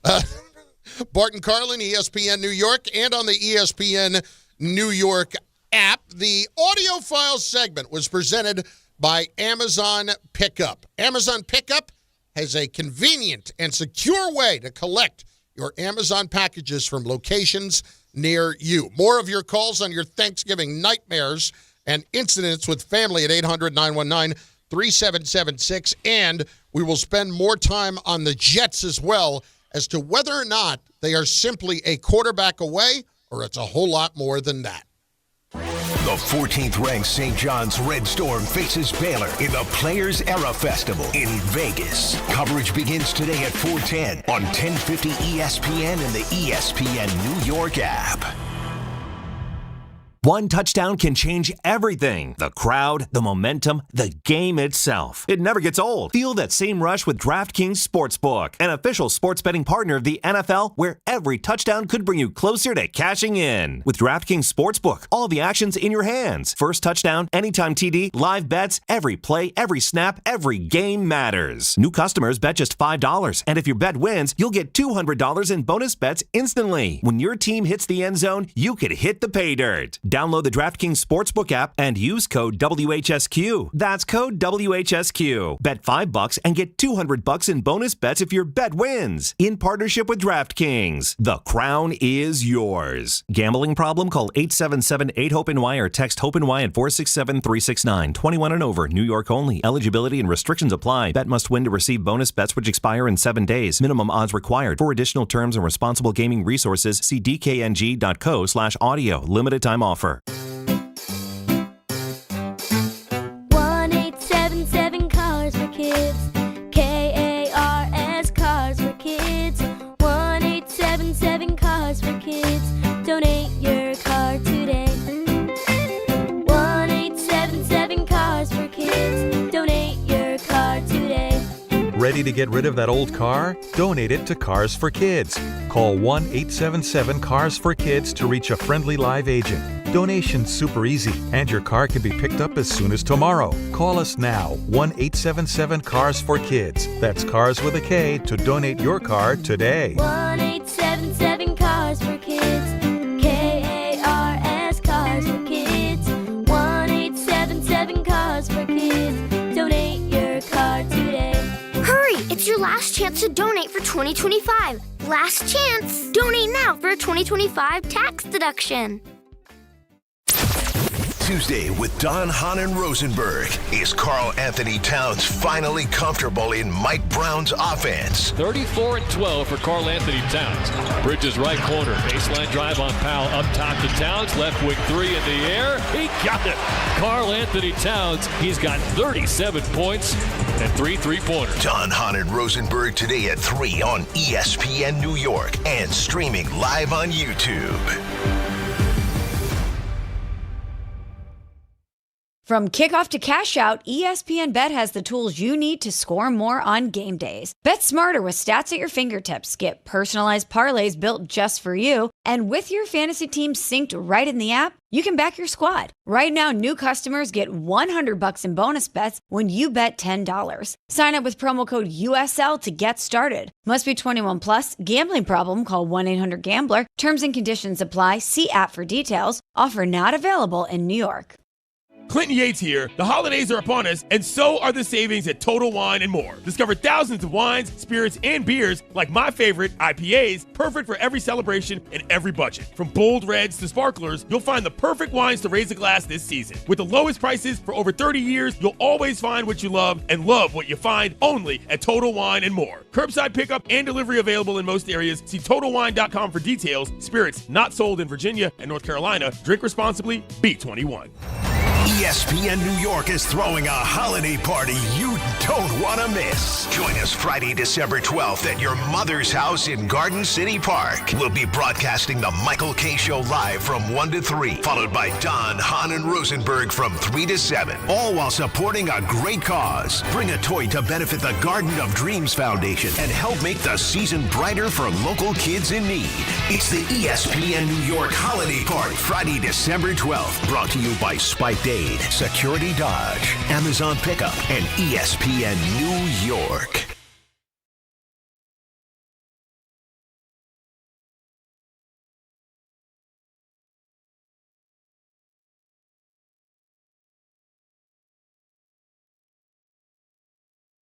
Got a little baseball trade, Bartholomew. Did the Mets get Scrubble? No. Oh. The Red Sox get Sonny Gray. It's like he does good. He does good in these secondary markets, man. Yeah, He's I know good for Boston's Cincinnati. not a secondary market though. You gonna feel bad if you see Sonny Gray going up against the Yankees? Nah, not especially if he pitching in Yankee Stadium. I mean, when you're going from St. Louis, where they absolutely They love baseball there. They love baseball there, and you have to do a lot to tick them off. If you're going from St. Louis to Boston, that's quite a jump. This year, Gray was 14-8, 4.28 ERA. He's been relatively durable the last couple of years, 180 innings. His whip is 1.2. Not bad, not great. Decent, manageable. I'd put it that way. Manageable. But Sonny Gray is now a Red Sox. I root for Sonny Gray. I don't know if I can root for him now that he's with the Red Sox. Well, you can't. But, I thought it was tough for him, man. He's a true example of how hard it is to win and play in New York. Yeah. Went to Cincinnati, he was fine. Was pretty good. He was. And then you look at what he did. His first year in St. Louis, he was pretty good. Went to Minnesota. He pitched well there, too. So I would argue that listen, it's further along. He's got to be what? He's going to be at least 35 by now. Yeah, he's 36. Yeah. He's 36 years old. So Sonny Gray just got traded a little while ago. He goes to the Red Sox. These trades are going to start to fall in line. There's more about the Nimmo trade the other day that we talked about a little bit yesterday that we will get into next hour as well with Marcus Semien coming over. He's going to meet with the New York media for the first time today. That's coming up in just a little bit. Michael K. at 1 o'clock today in the house. I'm told he will be here in person, and you're going to miss that. That's always a treat, man. I'm heartbroken. John in Mahwah is up next on ESPN New York. John, what's going on? Hey, all right, so set up quickly, 1981. I'm one of 7 siblings. They were all adults. We're at my parents' house in East Williston. I was a senior at Syracuse. My brother, a Marine fighter pilot, also comes home. We're all in, and I was a senior, so I was taking a 1 credit. By the way, I have a jet point after this. Okay. I had taken a 1 credit karate course just to fill out everything. I love where this is headed already. So we get home, we're all around, got this nice big table, all the food's out, and so my brother, the fighter pilot, goes, "Oh, you taking karate? I go, yeah. He goes, oh, you think you're a tough guy? And I like get into a stupid stance. And he picks up one of the knives, a serrated knife, and he goes, hey, try and stop this. And as I leaned in, he leaned in. He didn't mean to stab me. He stabbed me. He sliced into my elbow, into my wrist, down to the bone. Oh, my God. God. So all of a sudden, it starts, and it was one of those slices. It was one of those slices where it doesn't start bleeding immediately, and then it starts gushing. And we're like, oh, fuck. I mean, man, we can't do this. We can't do this. So we start holding it, and my sister starts screaming, he stabbed him! He stabbed him! We're like, Carol, stop talking. So my dad's a doctor, is a surgeon. He's got an office on the side. He goes, oh, you're a tough guy. Here, come on in. So he had to stitch me up before Thanksgiving, and I turned green. Your dad was so good as a doctor, you didn't even have to go to a hospital when it was cut down to the bone? Down to the wrist bone, that little stub that sticks out right there, and he stitched it up. And he's an old timer. No anesthesia. We're not deadening this. We're just going to stitch it up. Did you get your shot? What's that? Did you get a shot of liquor? We had been drinking. I had been drinking. So you feel it anyway. I think that's the reason why my brother leaned in and stabbed me, but, so. I love the fact that at two different times, the family members said to you, oh, you think you're a tough guy, huh? Yeah, right. Oh, that's the thing. I went into my dad's office, and he goes, you're going to faint now, aren't you? I'm like, no, I'm not. And then all of a sudden, I just went blank, and I just faint. He goes, yeah, you're turning green. You're going to faint. Well, I got to tell you, so far, you win. So far, you've drawn blood. Really? That's a winner in the clubhouse right now. Leader in the clubhouse. It was. I did get stabbed, and it was funny because my sister was yelling, "He stabbed him!" We're like, Carol, stop talking. Here's my jet point. We have to lose every single game the rest of the year. We have to grab Fernando Mendoza at number 1. Hopefully the Titans lose, and then with our second pick, either Nussmeier or Mateer. Take 2 quarterbacks in the first round. One of them is going to work. Look, nobody knew who Bo Nix was before Bo Nix was Bo Nix. Okay, I think Mendoza is going to be a fabulous quarterback, and I think either Nussmeier or Mateer could actually be a kind of a Bo Nix type story. You should have quit after the stabbing story. That's what I would say. That's where you had us. And then you lost us when you go to drafting 2 quarterbacks in the first round. Bro, dude went and stitched them up. No anesthesia, no numbing, just... Wow. Then what are you supposed to do? Just go hang out and go chill with the family? Yeah, I mean, pumpkin pie? I think I'm going home. What if somebody then pulls out a knife to cut the pie and cut the turkey? You know what I used to... You know the thing that scared the daylights out of me at Thanksgiving? It was the electric knife. Serrated electric knife. My dad used to use that thing. Oh, is it sharp, man? I never wanted that. Like, I would go to the other side of the house when he was getting that thing out because he only got it out once a year, and it was to do that. I forgot to get it sharpened. Like, I love the fact that twice the Marine says, "Oh, you think you're a tough guy? Oh, Dad, you think you're a tough guy?" What he stabbed with his Rambo knife with the compass on the end. He took out a serrated knife and said, "Oh, stop this." Sir, you were assaulted. You should have pressed charges. No kidding. How about Terrence in Long Island? Beat that, Terrence. What do you got? What happened to his karate? No, I don't have that, but I tell you, I got a serious throwdown between my wife and a relative of hers. Oh. First of all, First of all, to go to Pittsburgh. Were you the road team? About 7.5 hours. Okay, we don't get out of New York for like 2.5 hours.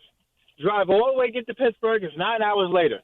By the time we get there at night, everybody's congregated. At the table, you know how it is, Bart. Everybody drinking and blah, blah, blah. Well, my 2 small kids drifted into the dining room, and now, everybody's cursing up a storm, and, my wife doesn't have that.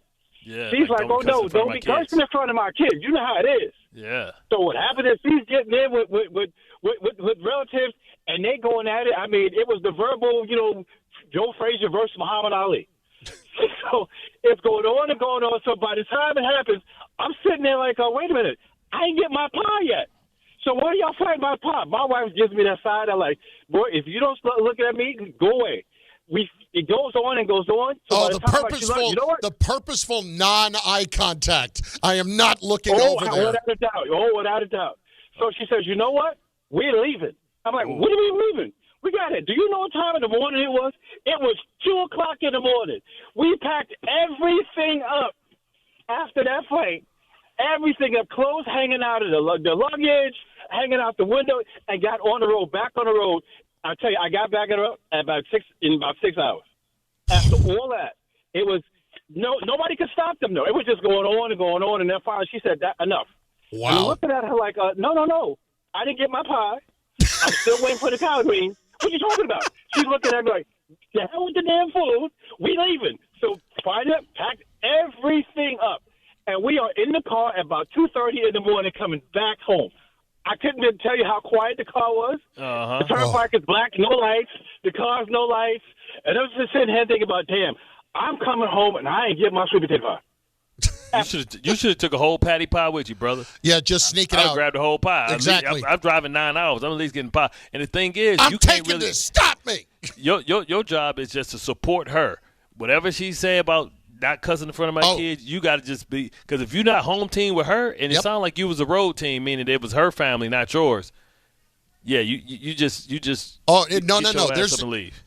My wife and I have had this discussion many times where I will blindly want her to support me no matter what I'm saying, no matter how stupid I'm being. Or how wrong you is. Exactly. No matter how wrong I might be, because Cheryl, God bless her, tends to think things out, and I'm not interested in that. Don't let I'm not facts get in the way of interested my in other argument. people's perspectives. No, you got my back no matter what. Exactly, no matter what. She's like, well, he's kind of right. No. Hell to the no. Bart and Carlin, ESPN New York. I had taken a one-credit karate course.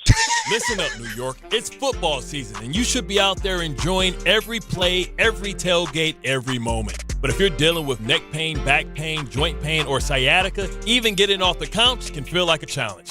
That's where Dr. J. Shaw at Sandwell Pain comes in. He's one of New Jersey's top pain specialists, Ivy League trained, double board certified, and dedicated to getting you back in the game. Here's the difference. No surgery, no scars, no long recovery, no pain medication. Just precise, non-surgical, image-guided procedures that get real results. Dr. Shaw treats everything from neck pain, back pain, migraines, nerve pain, and chronic joint pain. And he builds a custom game plan that's right for you. Same day or next day appointments are available with offices in Woodbridge, Livingston, and Inglewood. And yes, most major insurances are accepted. So don't let pain keep you on the sidelines this season. Go to SandwellPain.com to call, text, or book online. Relief is closer than you think, and it starts today.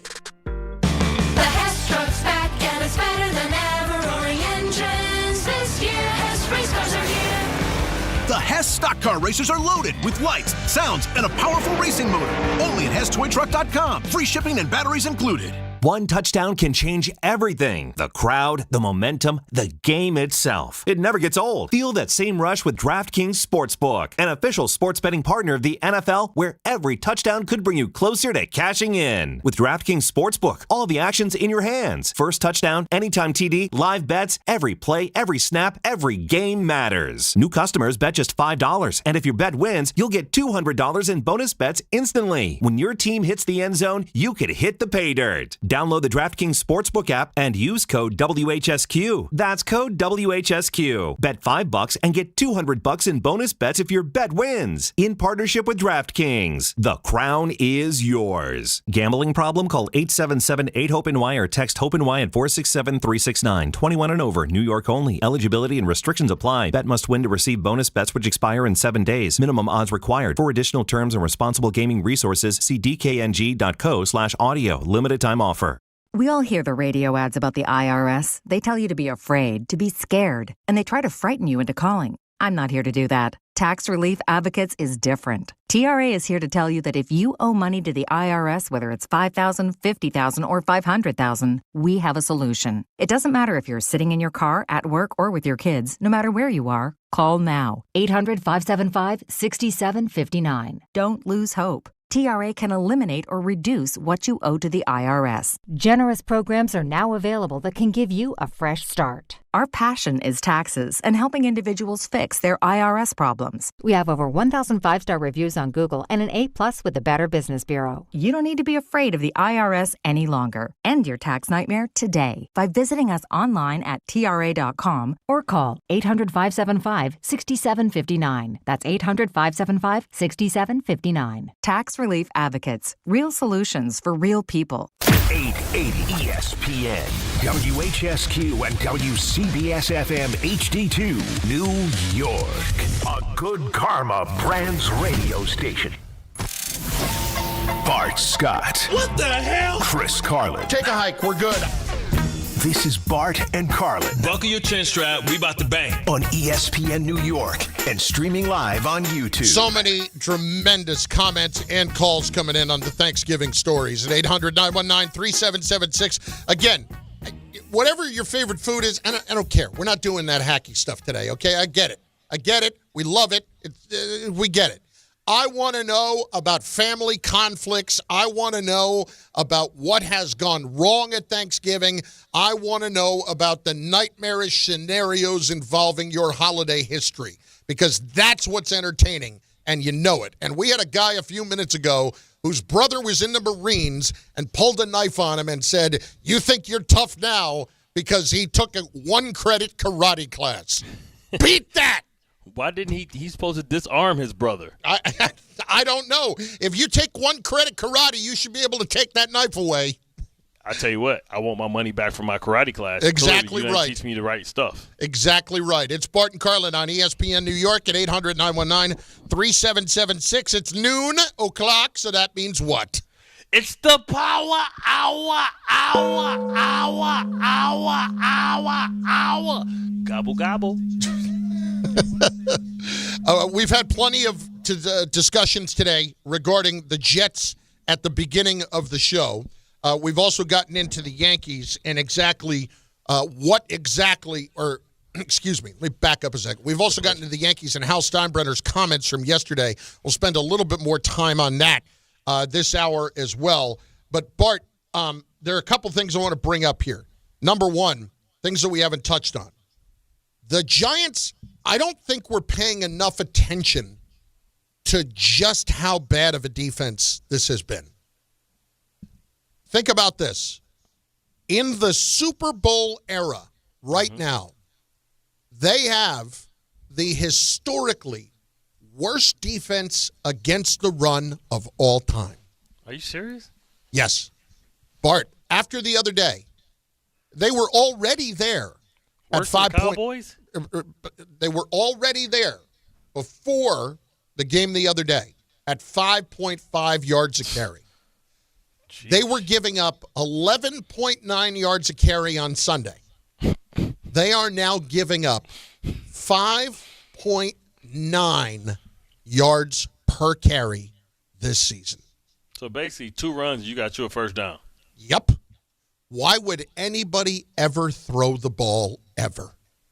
Why? That is hard to, when you think about even Burns, Thibodeau, Dexter Lawrence. I mean, well, granted, he wasn't on the field the other day, but he's been on the field a lot this year. He's played a big part in that 5.5 a carry before Sunday. Bro, that's worse than Cowboys. Remember how we looked at the Cowboys? Yeah. This is. So the Cowboys have secretly been better in stopping a run the last 4 or 5 weeks than wow. That's how bad it's been for the entirety of the season. 5.9 yards per carry. 6 yards a carry. Worse than Buffalo? Worse than anybody in the Super Bowl era. Oh, my God. Yeah, somebody got to get fired. If you can't stop the run, you can't do nothing. I mean, how did Shane Bowen last this long? So it had to get to the point where you were giving up 12 yards a carry. How did that happen? Yeah, you know everybody was like, yo, what's up, man? This dude, come on. It was so bad what to makes watch it worse, how this is. What makes it worse, like you said, it's the second highest paid defense in the NFL. Yes. And here's the other thing I would like to know. At one point, I know that you can have bad coaching, okay? But at one point, do we acknowledge when we start to talk about the Joe Shane part of this that maybe, just maybe, it's not as good as we thought. The talent not as good as we thought when it comes to stopping the run, because you cannot be allowing that much on the ground and be considered a defense that at the beginning of the year was supposed to be a lot better than this. Yeah, you spent all this money on every level. Okereke, big money. Hollins, big money. Adebo, big money. Sexy Dexter Dexy had a Lawrence, big contract. Brian Burns, big money. I mean, like you got high draft picks with Carter and with Thibodeau. Yeah, and with Banks. I mean, just if you can't cover nobody, don't mean your ass can't come up and tackle. You let Xavier McKinney go, and you are now giving up 6 yards a carry this season. Yeah, that is. Dalvin Tomlinson was the one that was for me, because Sexy Dex and Dalvin Tomlinson next to each other, you might as well just cancel Christmas in the middle. It is freaking astounding that you could be that bad. Where to the point for me where it cannot just be about the coaching. And listen, Bowen should have been gone a while ago, okay? But you can make the argument, should Bowen have been gone after Denver? I mean, you've blown the 5, 10-point leads in games. That's never happened before. Yeah. Like, this is really some history book stuff that they're putting together in terms of their just pure incompetence on the defensive side. And I don't see where it gets better. Not in the short term. So how much of this can I actually blame on the talent? I always told you that I thought this team should have been a 3-4 team to begin with. Like you saw, what difference would that have made? Explain to me how that would have made a huge difference here. Well, that puts 3 defensive linemen out there at the same time, and your linebackers are basically stand-up guys instead of and maybe they do play a 3-4. Sometimes I got to check it out. I mean, they call it a 3-4, but so many of these teams now, it's not really a pure 3-4 or 4-3. It's more of what it looks like when you have a kind of a hybrid. Well, it's 3 down. It was sub. Most teams are in sub, but if you go to their website, or you go to, they'll have it. They won't have it whether they run a 4-3 or 3-4. But when you look at their depth chart, it'll tell you all the story that you need to know about. Okay, what's their base package? So for me, like you put different people on the field. Like you saw. Well, okay, yeah, that's nope. Yep, that's nope. Okay, no, they're a 4-3 team. Well, whatever it is, it's bad. They got the nickel. It's really bad. Yeah. And I can't I really like, when do I start to look at the talent and say this is the problem? It's not just the coaching. Because they spent money, and he's from Detroit, so I was all for it. But they spent money on Chauncey Golson, and I haven't heard much about him all year. Yeah. And he was brought in to be depth. 6'5", 277 from Iowa. He's got 5 tackles this year. He's probably been a healthy scratch. It's been bad. He's also been banged up too, but it's been bad. Yeah, it's been bad across the board. He was brought in to be at his size, 6'5", 277. He's perfect to play that big elephant end. If you're in a 3-4, so you get 2 defensive tackles pretty much, and your Trevor Price, or for you, your Kiesel. You get your long lean guy that kind of rips through there. Well, all I can tell you is now when you see somebody like Gibbs rip off a 70-yard run the other day, I have to look at why everything has gone wrong. It is not just the coaching at that point. The evaluation of talent might be problematic too, and this speaks to me again as to why Joe Shane cannot be keeping this job at the end of the year. Like the Burns trade has turned out to be pretty good this year, especially with all the sacks that he's had. That's the best thing that he did. Yeah. Other than that, what else am I looking at that I feel like this is great? It's been unbelievable. So this was the 2025 draft, right? This past year, yeah. Yep. So we can always redraft. That's usually what I like to do, because they're not getting anything out of the player that they got. So what player should they have gotten instead of – because remember, we thought that maybe they should move back. If they weren't going to get their quarterback, they should just move back and acquire more draft picks. Well, but we talked about that, but I don't think they were – I can't sit here and criticize him on Abdul Carter.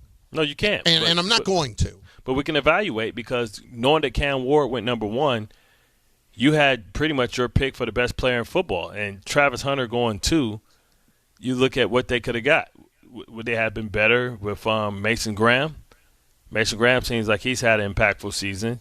Mm-hmm. Armand Minbu, I think he's shown that he's performed better than Abdul Carter. Loveland went high. I don't know about that. He's been pretty good. He's started to come on lately. But again, the point is, like McMillan, like they had an opportunity to get. They could have moved back and got some guys. I'm very confident that somebody would have wanted to move up to get Abdul Carter. This is a bad draft, to be honest. So far. This draft is really underwhelmed. Ashton Genty doesn't seem like he's the guy. Will Campbell is okay, but he's on injured reserve now. Travis Hunter. Did he just? He must have got hurt the other day, huh? He got carted off the other day. Okay. Week. Okay. McMillan has been okay. Like Kelvin Banks, we don't know what's going on in New Orleans. We haven't paid attention to that. Loveland, Mekhi Williams. I don't know about that. Tyler Booker has been playing well for them, but Kenneth Grant.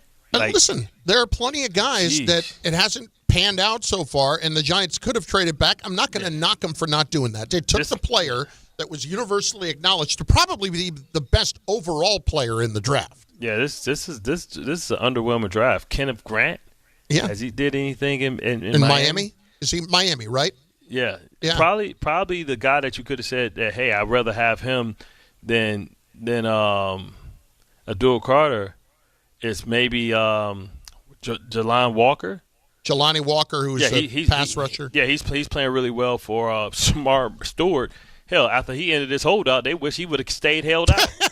They're like, man, we wish we wish you would have went back to the NFL back to college. I mean, I guess you could say Ibuka has been a godsend. Gray Zabel, I don't know what he's doing. Derek Harmon, that's your guy.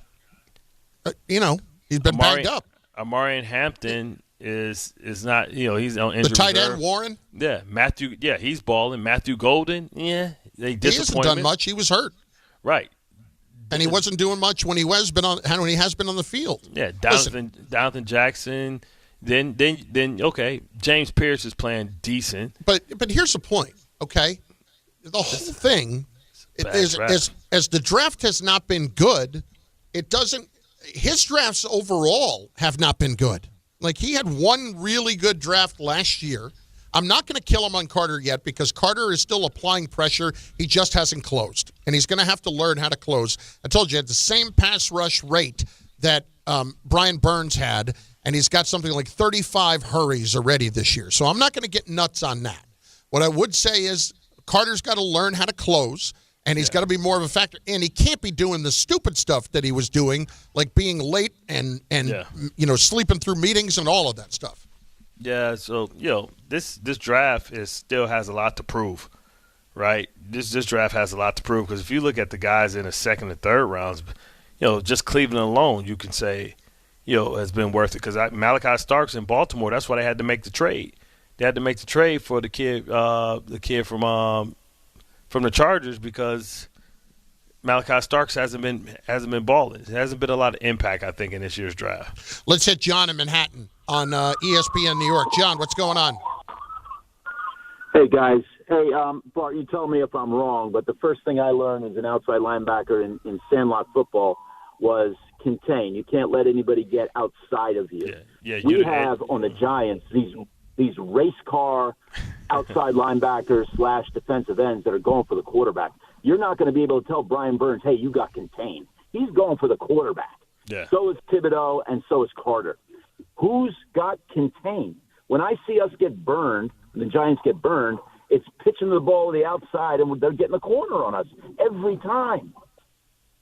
Yeah, and like you're the edge of the defense. You're what we call the force of the defense. You're supposed to force everything back inside or spill it to make it bubble and take longer to develop. And these guys. You can't have Brian Burns. You can't tell Brian Burns to do that. It's not his personality. That's not what he does. He goes for the quarterback. Yeah, he's out there like Dwight Freeney and Mathis. They played a run on the way to the pass. Well, look, I get it, but it's also Brian Burns is producing. So I can't have a big problem with him. I know what he's saying. No, he's not producing. So this is the thing. He's getting sacks. Yes. Right? But they also are the number one or the 32nd rush defense in history. He has to take ownership in that too. Okay. All right. That's fine. But at least I can say about him, he's applying pressure to the quarterback and getting sacks and closing the deal. What am I saying about Thibodeau? What am I saying about these other guys that want to get sacks and they're not doing it? Yeah. Then if you're not doing those things, you damn well better have contain. Yeah, but to the caller's point, like you got guys selling out for stats, and the only stat that really matters, nobody cares about a defense, outside linebacker, defensive end that has a lot of tackles. They care about the ones that had the sacks, and he's going for the sacks. And it used to happen every once in a while with Dwight Freeney and Mathis because they were in these wide nines and they get up the field and teams are running draws or traps or stretch plays right where they should be. So, that's why I always appreciated, playing with Terrell Suggs because even though he was a sack artist, he played the run just as well, which allowed us to be able to be one of the outstanding defenses. James Harrison as well. Strahan was fantastic against the run. Right. He learned to be fantastic against the run, as much as it kills me to give him credit for anything. Yeah, and that's important, right? Because you can't rush the passer if you can't get him in third and long. I know that this is heresy, but, boy, I hope Myles Garrett shatters this record. Oh yeah, I can't listen. He's got at least one or two multi-sack games in him, and he's only 5 away. Yeah, he's got 18 right now. And 22 and a half is the record through 11 games. Like he's going to beat that record. I'd be stunned if he didn't. Yeah, if he don't get that, man, if he gets nicked up or something, it'd be funny. Like, could you imagine? Like Lamar Jackson laying down for him so he can get it. Just symbolically, he should do that. Yeah. Just symbolically. Take a dive. Yeah, go in the cradle position like Brett Favre did. Just like Favre. Exactly. Boy, I tell you, don't bring that up to Strahan. We're running the boot. Don't bring it up to Strahan. He didn't want to hear it. Stray, we all know that dude laid down for you. And it was getting to the end of the game, too.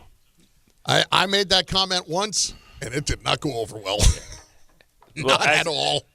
Ask Gas to know that question. No, I know that. Mark's still ticked off about it. Is there anything that Mark's not angry about? Could you imagine? Honestly.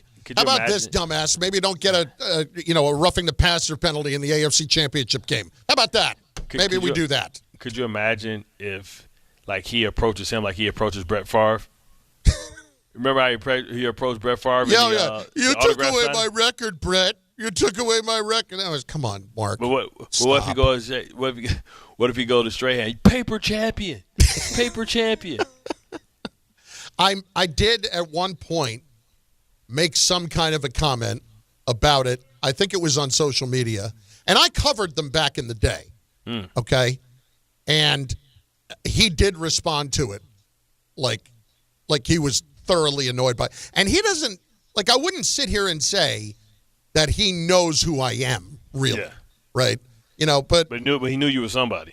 Yeah, and I'm pretty sure that I made a comment back when I was covering the team. I will tell you this. Day before Super Bowl 42, I was doing pregame and postgame for the Giants then, and I had taped a Patriot for the pregame interview, but I had been trying to get Strahan all week long. And it was just, we'll make it happen. Okay. I get a call from the Giants PR staff on Saturday morning. Hey, Stray will do it. Come on over to the hotel. Okay. Go over to the hotel. 4 hours I waited. 4 hours. Didn't do it. 4 hours later. 4 hours. Didn't do it. And it wasn't the PR staff's fault at all. It was totally him. Oh, he's lifting. He'll be here. Oh, he's doing this.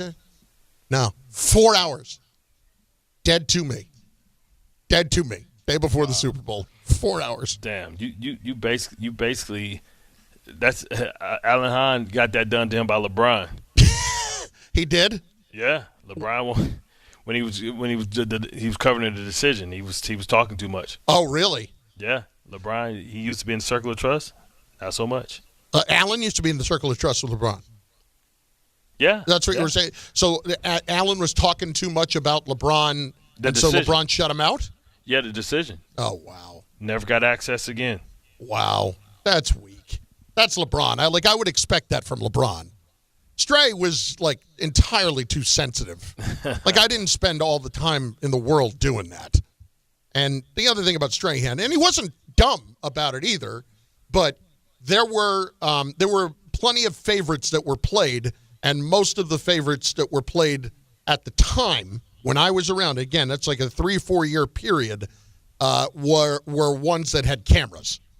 You know, when the cameras were on, we're acting one way. When the cameras were off, we're acting another. Look at me when I'm talking to you. Yeah. You want to disrespect a man, you look a man in his eyes as I eat my Snickers. I was there for the time that he got all bent out of shape and he was eating a peanut butter and jelly sandwich about the Plexico Burris thing. Oh, man.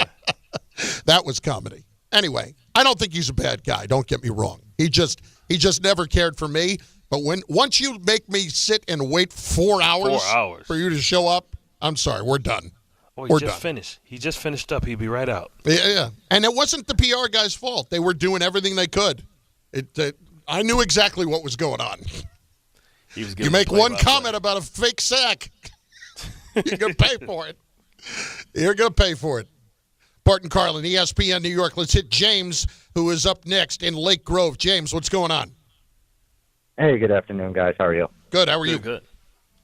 Very well, thank you. Happy Thanksgiving to everybody. You too, bud. I just wanted to get, thank you so much, Bart's opinion. With Keuchly and Terrell Suggs being finalists for the Hall of Fame, I just kind of wanted to get an insider's opinion, somebody he was in the locker room with and somebody he played against.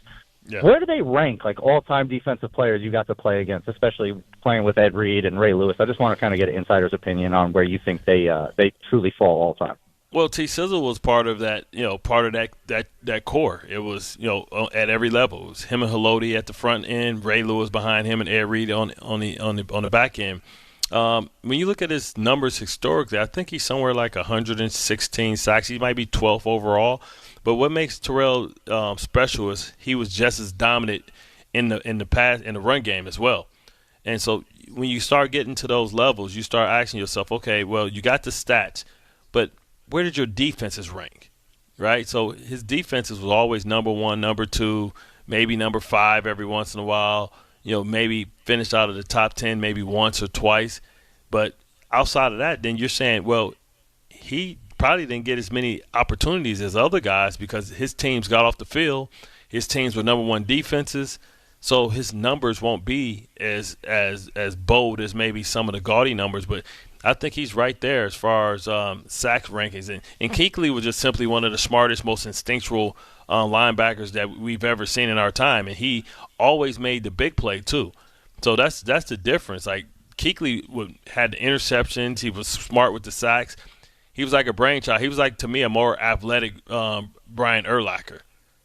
And, he was more athletic than Urlacher, being able to come down on the run and all that stuff. To me, and on the Urlacher team, Lance Briggs was the best player on there. Luke Kuechly, David Thomas or Thomas Davis, they were a hell of a tandem. The concussions, he couldn't keep going. Oh, he dropped. I thought he was still there. My bad. Oh. Bart and Carlin, ESPN New York, and on the ESPN New York app. I always just assumed, even with Ray Lewis there, that Ed Reed was the best player you ever played with. Yeah, Ed Reed was the best player I ever played with. Suggs was dominant. Jonathan Ogden Price, the second best player, most dominant player. Then I would go Ed Reed. Then I would go Ray Lewis. Then I would go Darrell Revis. Yeah, I get it. Listen, I think Revis probably gets forgotten in that group just because of all the people that you had in Baltimore, Yeah, I think. So Terrell had 139 sacks. That's more than I thought. I mean, Terrell Suggs, I always knew was not always knew. He's a Hall of Famer. There's no getting around that. He absolutely is. He played a lot longer than I thought too. How many years did he play? 13 years? 14 years? Be right. It says 17. It can't 17? Be right. He didn't play 17 years. He was a baby when he came in, but there's no way he played 17 years. Bart and Carlin, ESPN New York, and on the ESPN New York app. Game Time, brought to you by Tullamore Dew Irish Whiskey, because when it's game time, it's Tully time. 1 o'clock, Rutgers will take on Notre Dame in college basketball at the Players Era Tournament out in Vegas. Rough one yesterday against Tennessee. 4:30, St. John's in that same tournament going to play the Baylor Bears. Coverage begins on 1050 ESPN and on the ESPN New York app. That begins at 4:10 p.m. Tullamore Dew is the original triple distilled, triple blended, triple cask matured Irish whiskey. Be sure to grab a Tullamore Dew or try the new Tullamore Dew Honey during today's action. Glasses up to enjoying Tullamore Dew responsibly. 2 names that have come up for each New York baseball team that are awfully intriguing. You'll hear them from insiders next on ESPN New York. Tuesday with Don, Hahn, and Rosenberg. Is Karl Anthony Towns finally comfortable in Mike Brown's offense? 34-12 for Karl Anthony Towns. Bridges right corner. Baseline drive on Powell. Up top to Towns. Left wing 3 in the air. He got it. Karl Anthony Towns. He's got 37 points and 3 3-pointers. Don, Hahn, and Rosenberg today at 3 on ESPN New York and streaming live on YouTube. This Thanksgiving, FanDuel is introducing a brand new way to build a parlay. It's called Pass the Leg, and here's how it works. You start a group build, add your pick, then pass it to your friends so they can add theirs. When everyone's done, you each lock in the group parlay with your own funds, because football is better when it's played and bet together. And to make it even better, everyone gets a 50% profit boost to use on their build. Visit FanDuel.com/Rick to get started. So grab your crew, start your build, and get in on the action this Thanksgiving with Pass the Leg. Because football is better when it's played and bet together. Again, that's FanDuel.com/Rick to get started. FanDuel, play your game.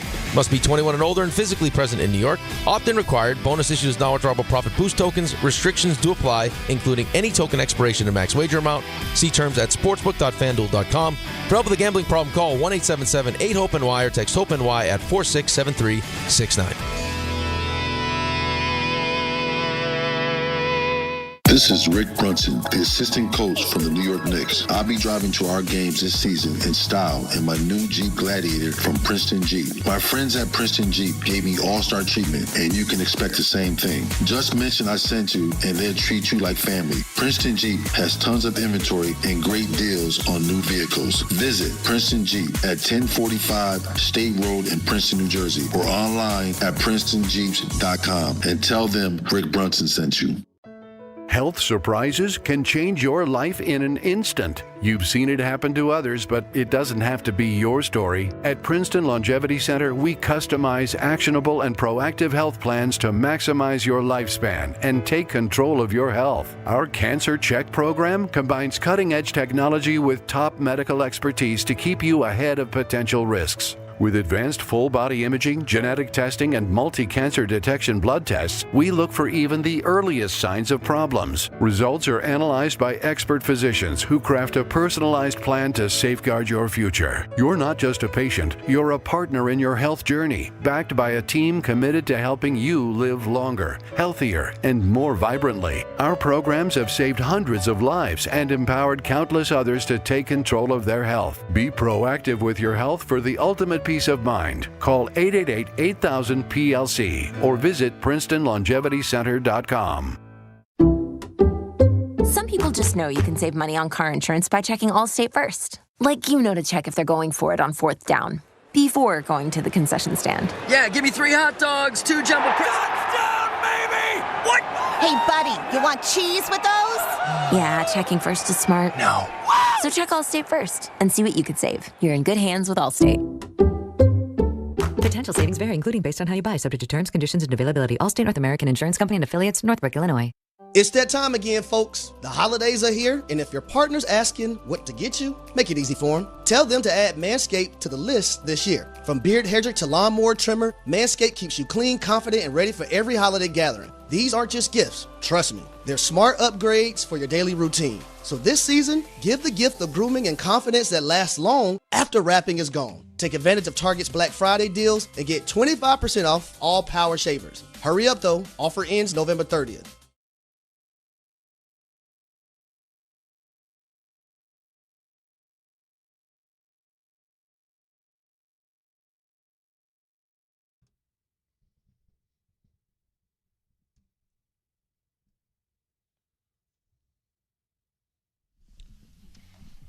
Gave me the microphone first so I can bust like a bubble.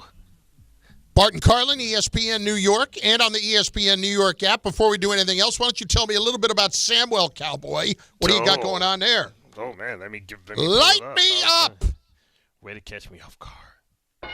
That's me, trying to keep you on your toes. Let's go! Let's go! Let's go!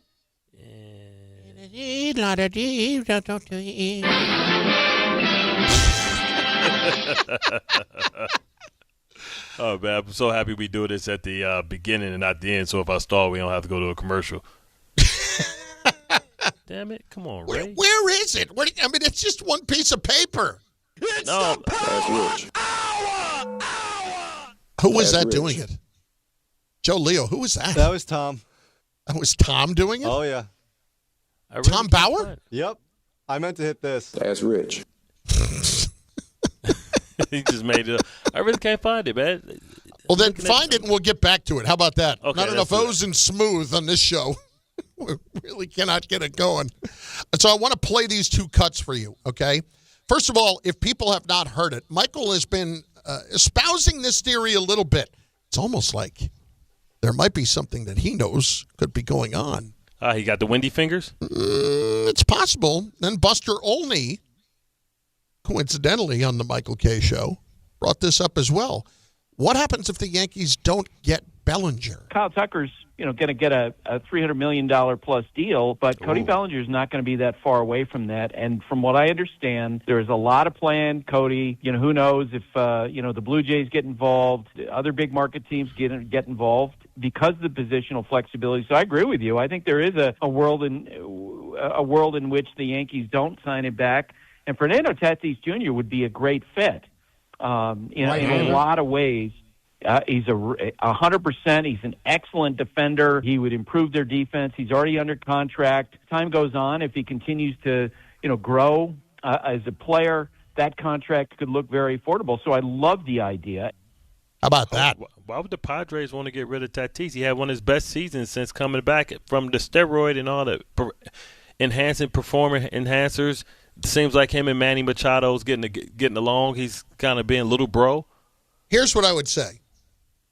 I feel like in San Diego, there's only so long that you can manage those kind of contracts where you are paying that much money. What do you got, Joe? Padres are also trying to sell, so. Yeah. I mean, they're trying to, that's a problem. They're trying to break it up. They're saying we're just talking about your Tatis discussions. Michael just walked into the studio. He's here today.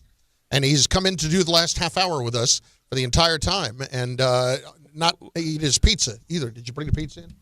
No, you didn't bring it in? He asked me if I wanted pizza again, and I told him no this time. But he knows the answer is always yes. Well, so I told him no this time. It's okay. Well, you got to save up for Thanksgiving, man. No, don't worry about that. So what's the deal here? You got Tatis coming to the Yankees? Well, that was my proposal. I think it's a perfect fit. Is it windy fingers? What do you mean windy finger? Something's going on? No. I'm just trying windy to fingers? Sometimes I've been very fortunate in nailing stuff like this that, just something that makes sense. It makes sense. Is that a Gucci? Is that a Gucci hoodie? You know what? I thought you were going to be in the studio tonight. I wore this nice hoodie, and it's a polo hoodie.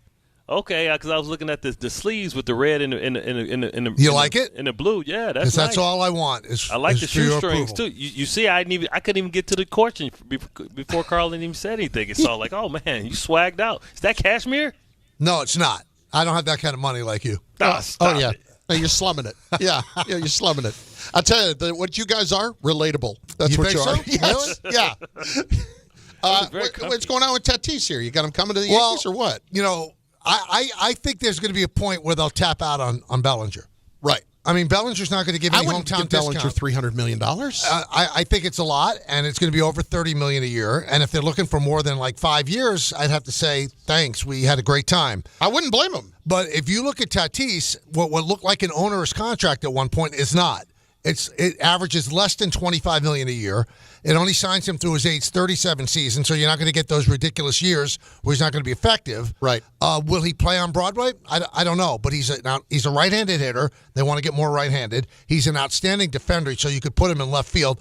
And if worse comes to worse, you could actually put him back on the dirt. He was a really good shortstop. Mm-hmm. I think it makes sense. And everybody, it's going to take a lot. Yeah, it's going to take a lot. It took a lot to get Soto, and it got you to the World Series. Yeah, I think that makes a lot of sense. Yeah, it gives them a lot of flexibility. You talk about, but why would the Padres get rid of such a young, talented player now that he seems healthy and had come off his best year? Good question. I think they've got to shed salary. I mean, Peter Seidler spent all this money knowing that he was dying and he wanted to win a World Series, and that market doesn't hold it. So Darvish is untradeable. Bogarts is untradeable. Yep. I don't think that they would trade Machado, and I think he's close to untradeable because that contract now goes into the 40s. The most tradable contract is Tatis. I'm not saying that he's even on the market, but I would certainly make the phone call. But this is what I was saying to Bart before about the idea with the Padres is you can have that kind of payroll, but not for every year. You can do that for a couple of years, but at some point you're going to get out of it. And your team, right? They got a World Series out of it. But all those contracts they signed, and I said this on the show yesterday, you're going to sign these long-term deals, great. Fans are going to go nuts. They were getting kicked in the pants about Simeon's deal. And then you are going to want to get rid of them. Yep. You're just going to want to get rid of them. And they got rid of Simeon, and they're looking to get rid of Seager. I'm telling you, these teams cannot afford that kind of expenditure that far into the future. Can Seager play shortstop anymore? I'm doubtful. I mean, when he's out there, he can play. Yeah. But I don't know if he could give you 120 games at shortstop. Leave the trophy at the door. Yeah. So, you know what? It's worth it because you won a title. Absolutely, it was worth it. Yeah. How does a guy like Tatis play in the clubhouse? Because, it was a little disdain for him.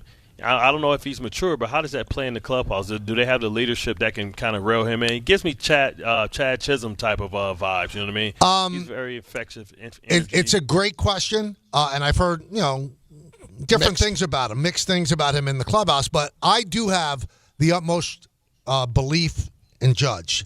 Right. That clubhouse is Judge's clubhouse, and really, Jazz Chisholm is a handful, but Boone, the two Aarons, the Yank Aarons, they make it work. Oh, I like that. You the like Yank that? Aarons, Thank you. The Yank Aarons. They make it work, and the analytic people look at it this way: they don't care about anything else other than talent. If you have talent, they can make it play. That's what they believe. They'll work around anything else. There wasn't a big market for Jazz Chisholm. No, there wasn't. Listen, I was really sad to hear that the Yankees can't turn a profit yesterday. I knew that would affect you. That was tough. That was tough to hear. First of all, John Heyman asked the question. Yes, he did. So he had to answer the question. Yes, he did. Surprised Hal went there. Nobody wants to hear it.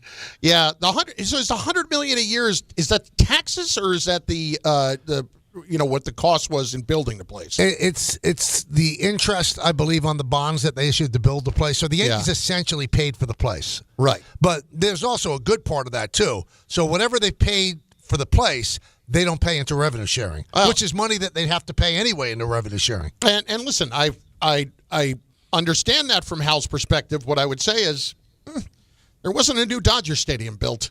Nobody needed it for sure. But you're doing what you got to do in terms of wanting to get all the suites and all the premium seating that you can. Both teams had that deal done when Giuliani was in office and 9/11 happened, so then it was put off. Yeah. But it was actually a better deal for both teams, the Mets and the Yankees, before 9/11, but you couldn't really justify that expenditure after 9/11. Now, here's what I'd really like to know. With the holiday coming up. Yeah. I mean, you've got a vast family. I mean, for Pete's sake, Danny Aiello was your uncle. Yeah. I have 29 first cousins. 29 first cousins. Right. You have to have had some major incident or some holiday nightmarish argument scenario that sticks out? Really, I'm going to disappoint you because you know I'm a freak, right? And so you're looking for something freaky. No, I'm just looking. I had one guy call in that actually got stabbed. No, by his brother. Listen, accidentally, but I he got am stabbed. so low maintenance. Like, I'm not talking about you specifically. No. Anybody in your family. No, nothing of that. I mean, in the last couple of years, you steer away from political stuff. Yes, because absolutely. there's different sides of the aisle. I'm not going to say which side I'm on. I wonder what side Peter's on. That's what I wish he would tell us. Yeah, he never ever tips his hand. Oh my God. Yeah. He's an enigma. Yeah, he really is. Really is. Wrapped in a riddle. You know what? It's amazing. We had that at a family, I think it was at Christmas a few years ago with my brother Jim. And again, I won't tell you which side he's on. Jim Carlin. Jim Carlin, Uh-huh. yeah. You can look it up in the state of Iowa. Okay. Jim Carlin, Yeah. running for Senate, in fact. Really? Yes, he is. And we'll see what side of the aisle we'll know he's exactly on. what Yes, side he will. Yeah. Okay. Okay. But at any rate, my wife asked a question because he was a state senator for a long time about what he was most proud of as far as an accomplishment. And what he was most proud of would certainly be something that would be considered controversial among people. And to which it became a thing at a table. Public executions he's for. No, it wasn't that. Okay. But my brother-in-law did say to him at one point, "You don't come into my house with that crap." Really? Yes. See, and you're I'm asking for trouble if you talk politics. But the whole time I'm staring at my wife because when it comes to my brother, I don't blame the 10-year-old who drove the car off the cliff. I blame the person that gave him the keys. Interesting. And my wife handed him the keys. Yeah, I think that's the biggest thing in any kind of holidays now is what's happening in politics. Yes. It's so polarizing. It is. It is. And I just you got to stay away from it. Does You gotta Jim stay look away. like you?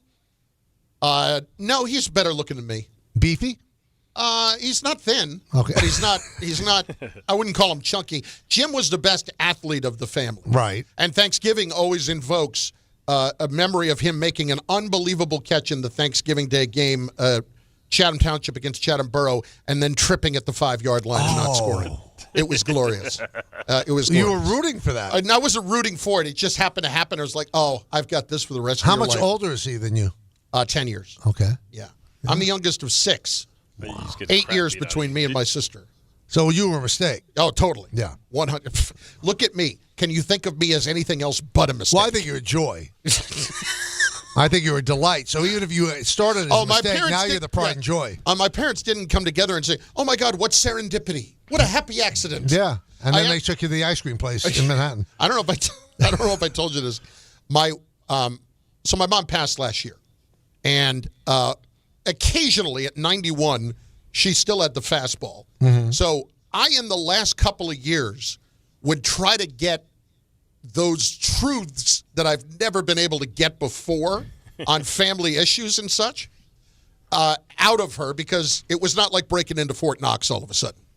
So finally I said, this is probably 2-3 months before she passed. She was particularly with it. And I said, Mom, let me ask you something. When Dad found out that you were pregnant with me, how ticked off was he? And I might have said the other word. And she said, your father was fine. I was livid. Wow. Well, she knew how difficult the birth would be. Exactly. Were you a big child? Yes. Even C-section. Come on. Really? Oh, yeah. No. How much did you weigh at birth? 9 pounds, 10 ounces. Oh, that's Not outrageous. 21 inches long. I bet. Yeah, that's Giant head. Thank you. Oh, my God. I can't This even. took a turn. DiPietro made a comment. What did he say? After I was the 6th of 6. He's like, you could have walked out. Thanks, Rick. Wow. And then, to That's which only I Rick said, could say it. thanks for saying that about my mom who died last year. And you know what? He didn't feel badly at all. Oh, no, he did. No, he really? He did in a minute. Yeah, he's like, oh. Yeah, he was like. He was over in a minute. Yeah, he was. Oh, no, he's over it. Yeah. Yeah. Are you going to the holiday party just to drop by? I drop by out on the island? Yeah. You don't do the island drop by. It's under consideration. Again, if somebody's going to chopper me out to the island, sure, I'll be there. Now, how'd you feel about Rutgers' performance on Saturday? I didn't even. You didn't even talk about that. I didn't even know what. 42-9. That's was not the bad. final. The two play the receivers backups? didn't play for them. Did you do any screaming for Phil? What do you mean? Yeah, he loves when you scream. Phil Mushnick. I'm sorry. I thought you were talking about somebody relevant. Oh, wow. Bart and Carlin, ESPN New York. The 14th-ranked St. John's Red Storm faces Baylor in the Players Era Festival in Vegas. Coverage begins today at 4:10 on 1050 ESPN and the ESPN New York app. All the way over Barzell, score! New York Islanders hockey is back at UBS Arena, and it's time to bring the family and make some noise. With more afternoon games this season, the Islanders have special kids-themed games and activities for young fans. Play games pregame at the park and head inside for fun on the concourse and on the ice. Tickets for the 2025-26 season are on sale now. Get your tickets at NewYorkIslanders.com. D'Agostino, Law, Bite Back. I'm injury attorney John Ryan D'Agostino, nicknamed The Closer, continuing D'Agostino and Associates' legacy of helping the injured for over 35 years. My father, John D'Agostino, built this injury firm to help accident victims. This is John D'Agostino, and this is a family firm. For us, it's about doing what's right and making sure somebody pays for your pain.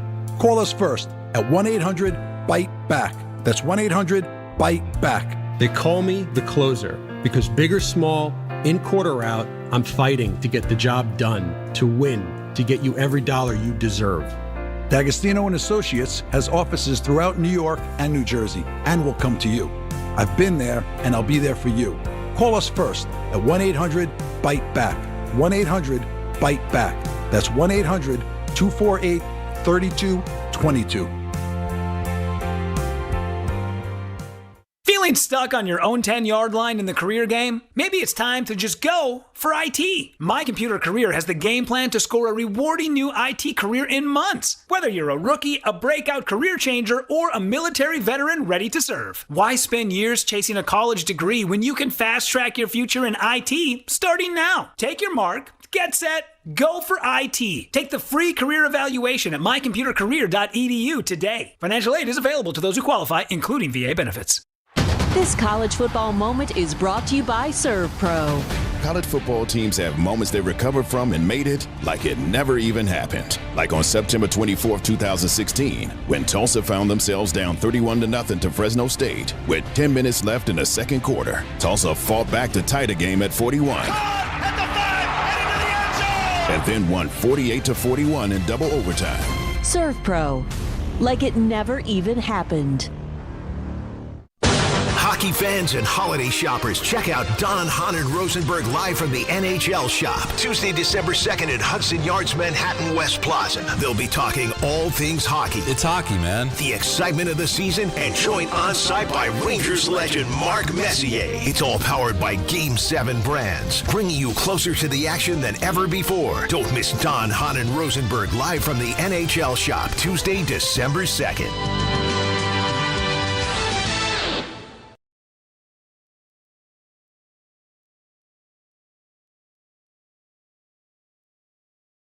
Year. You should be out here tailgating and cheering on your team and enjoying every Sunday. But if you're dealing with neck pain, back pain, sciatica, or nerve pain, even getting off the couch can feel like a challenge.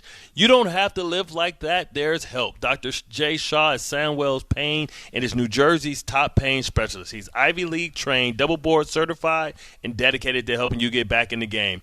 Here's what makes the difference. No surgery, no scars, no long recovery, no pain medication, just precise, non-surgical image-guided procedures that delivers real results. Dr. Shaw treats neck pain, back pain, joint pain, migraines, nerve pain, and sciatica. With a plan that is customized for you, same-day or next-day appointments are available with offices in Woodbridge, Livingston, and Inglewood.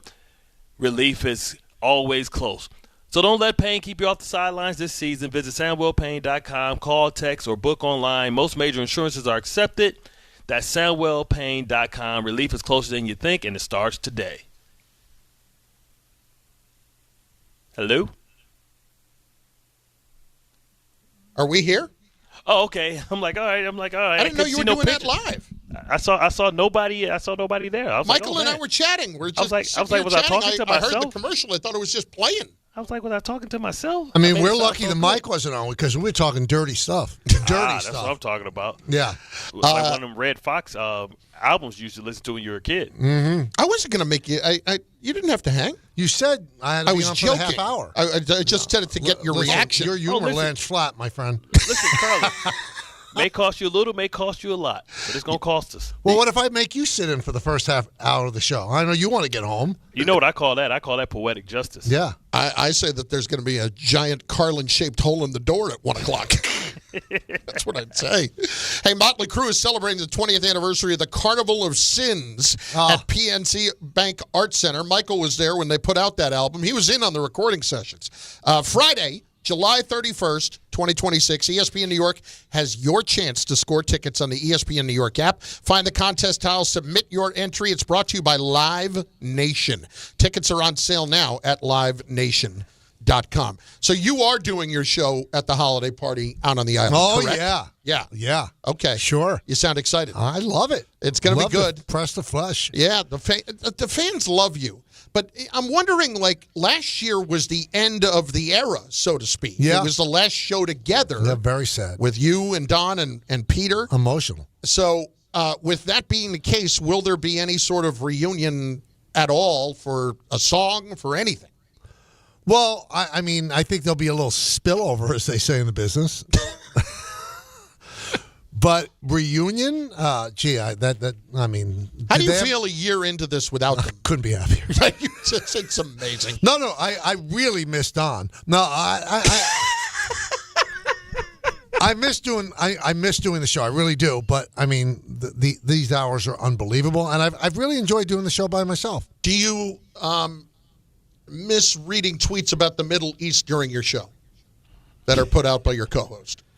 Gee, I never saw those. You know, he always maybe he blocked me on those because I never really knew which way he leaned. Or about wrestling or about those bothered me. Anything that really didn't have to do with the show. Well, I would love. One time I called Peter. I said, "This was sent at 3:58. We're doing a show, right? Some reviewing of a hip hop album. Oh no, I had that on time or scheduled it. I said you're a liar. No, you're a liar. I scheduled it to specifically release it during our show when we're talking about something else, which still in and of itself, I would argue, might be dumber.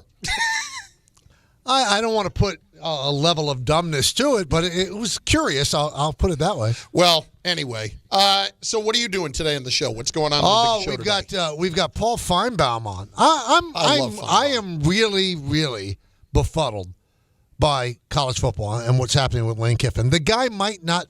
They could make the college football playoffs. Yeah, and he might not be the coach. Did you hear the comments of him answering questions earlier? No. So they have now. You know about the statement that was put out the other day by the AD. Right. We'll deal with it after the Egg Bowl. All that. Here he is getting asked about it. This is about 50 seconds long. Lane, Keith released a statement on Friday saying that you, him, and Chancellor Boyce had a meeting about your future. Are you able to elaborate on the nature of that meeting at all? Yeah, like I said at the beginning, very fair question, but we're not answering anything that doesn't have to do with the game and the team and the season. But fair question. You mentioned on Pat McAfee how you don't make decisions based on money. When you do make your decisions, what are the considerations for you then, especially when it comes to football decisions, right? Like, what are you thinking about? Yeah, very fair question, but I'm not going into it because, like I said at the beginning, I'm going to keep this to this team. And he says expects a decision on Saturday. Is that a decision that's been made, or is that still in consideration? Like, people are just curious about that. Yeah, so fair you can just keep going. I'm not going to answer them, so that's 3 of them. You got another one? Yeah, it's amazing to me how long you talk about the team. Whether or not you coach the team is a pretty big deal. Yeah. I'll talk about the team. Are you going to be coaching this team in 2 weeks? Here's something that I would propose to all of us in the media. Let's stop interviewing these people. Yeah. Just stop. They don't like us. We don't like them. We're trying to find out stuff that they don't want out there. Well, what are we doing? They never answer questions. On to Cincinnati. So, like, never anything at all, not even after games, it's worthless. Nothing at all. It's worthless. It's worthless. Has anything ever come out from a coach's interview that you say, "Wow, I didn't think that"? I would say when they get agitated, that's entertaining. That's about the only thing, though. Yeah, and you know what? I would also give some thought about even talking to players. I mean, after the hot battle that they were just in, and 15 minutes later, you're sitting there asking them, why did they don't want to? Bart, I mean, did you want to really talk to the media? Yes. I didn't mind because Bart's a loose cannon. No, because he was smart and he was thinking about his brand. But a lot of players aren't like that. Well, they have a role to do, and you appreciate. I appreciated that when they had to do their job. I can answer it however I want to answer it. So you can use the media as a tool to get your message out there. You know what I mean? Because you're smart. I don't think a lot of players look at it that way, and I just think I think that Tony Kornheiser was well ahead of his time. He would never have a player on his radio show. Yep. They don't say anything. We used to pay money. I mean, the money that we paid Eli Manning, it was all worthwhile because of the Eli is elite thing. Yes. I mean, that gave us such legs. Yes. That right there. I mean, it was an entire season. An entire season. I mean, it was throughout the Super Bowl. It was played. Yeah. That was worth it. But, I mean, you just don't get that. For the most part, was Eli really telling you anything on Monday after a game? So having players, we had Sauce Gardner on nothing. You got nothing out of it. We got our money's worth out of Jamal Adams for a bit. Right. You have to have a loose cannon. Yeah. Yeah, exactly. Yeah. Yeah. But so here's the headline for me. Michael K, most players are really dumb. That's what I took out of it. Well, you know what? You could take out of it what you want when you make that giant-sized hole and you run out of here, and I'll deal with it. I'll deal with the shrapnel in the 2 hours, yeah. Fallout is the word I was looking for. Thank you. So it's Feinbaum today, which Feinbaum is entertaining. Yeah, Marcus Spears usually joins us on Tuesday, and he kind of flipped us off. He can't do it today. Yeah, Harry gave us the old screw job. Wanted to go do charity work today. Charity work? Yeah. Yeah, dare him. We do charity. We get it, Harry, okay? Being on your show is charity. Exactly. And he looked at it that way? Killing the time here for 20 minutes. So that could be a write-off. I've done a real charitable thing today, right? Yes, you have. Carlin's about to run through the door like the Kool-Aid man. Oh, yeah. Michael's next. Bart and Carlin, ESPN New York. At the 5-yard line, handoff Brees Hall, finds a crease, runs left.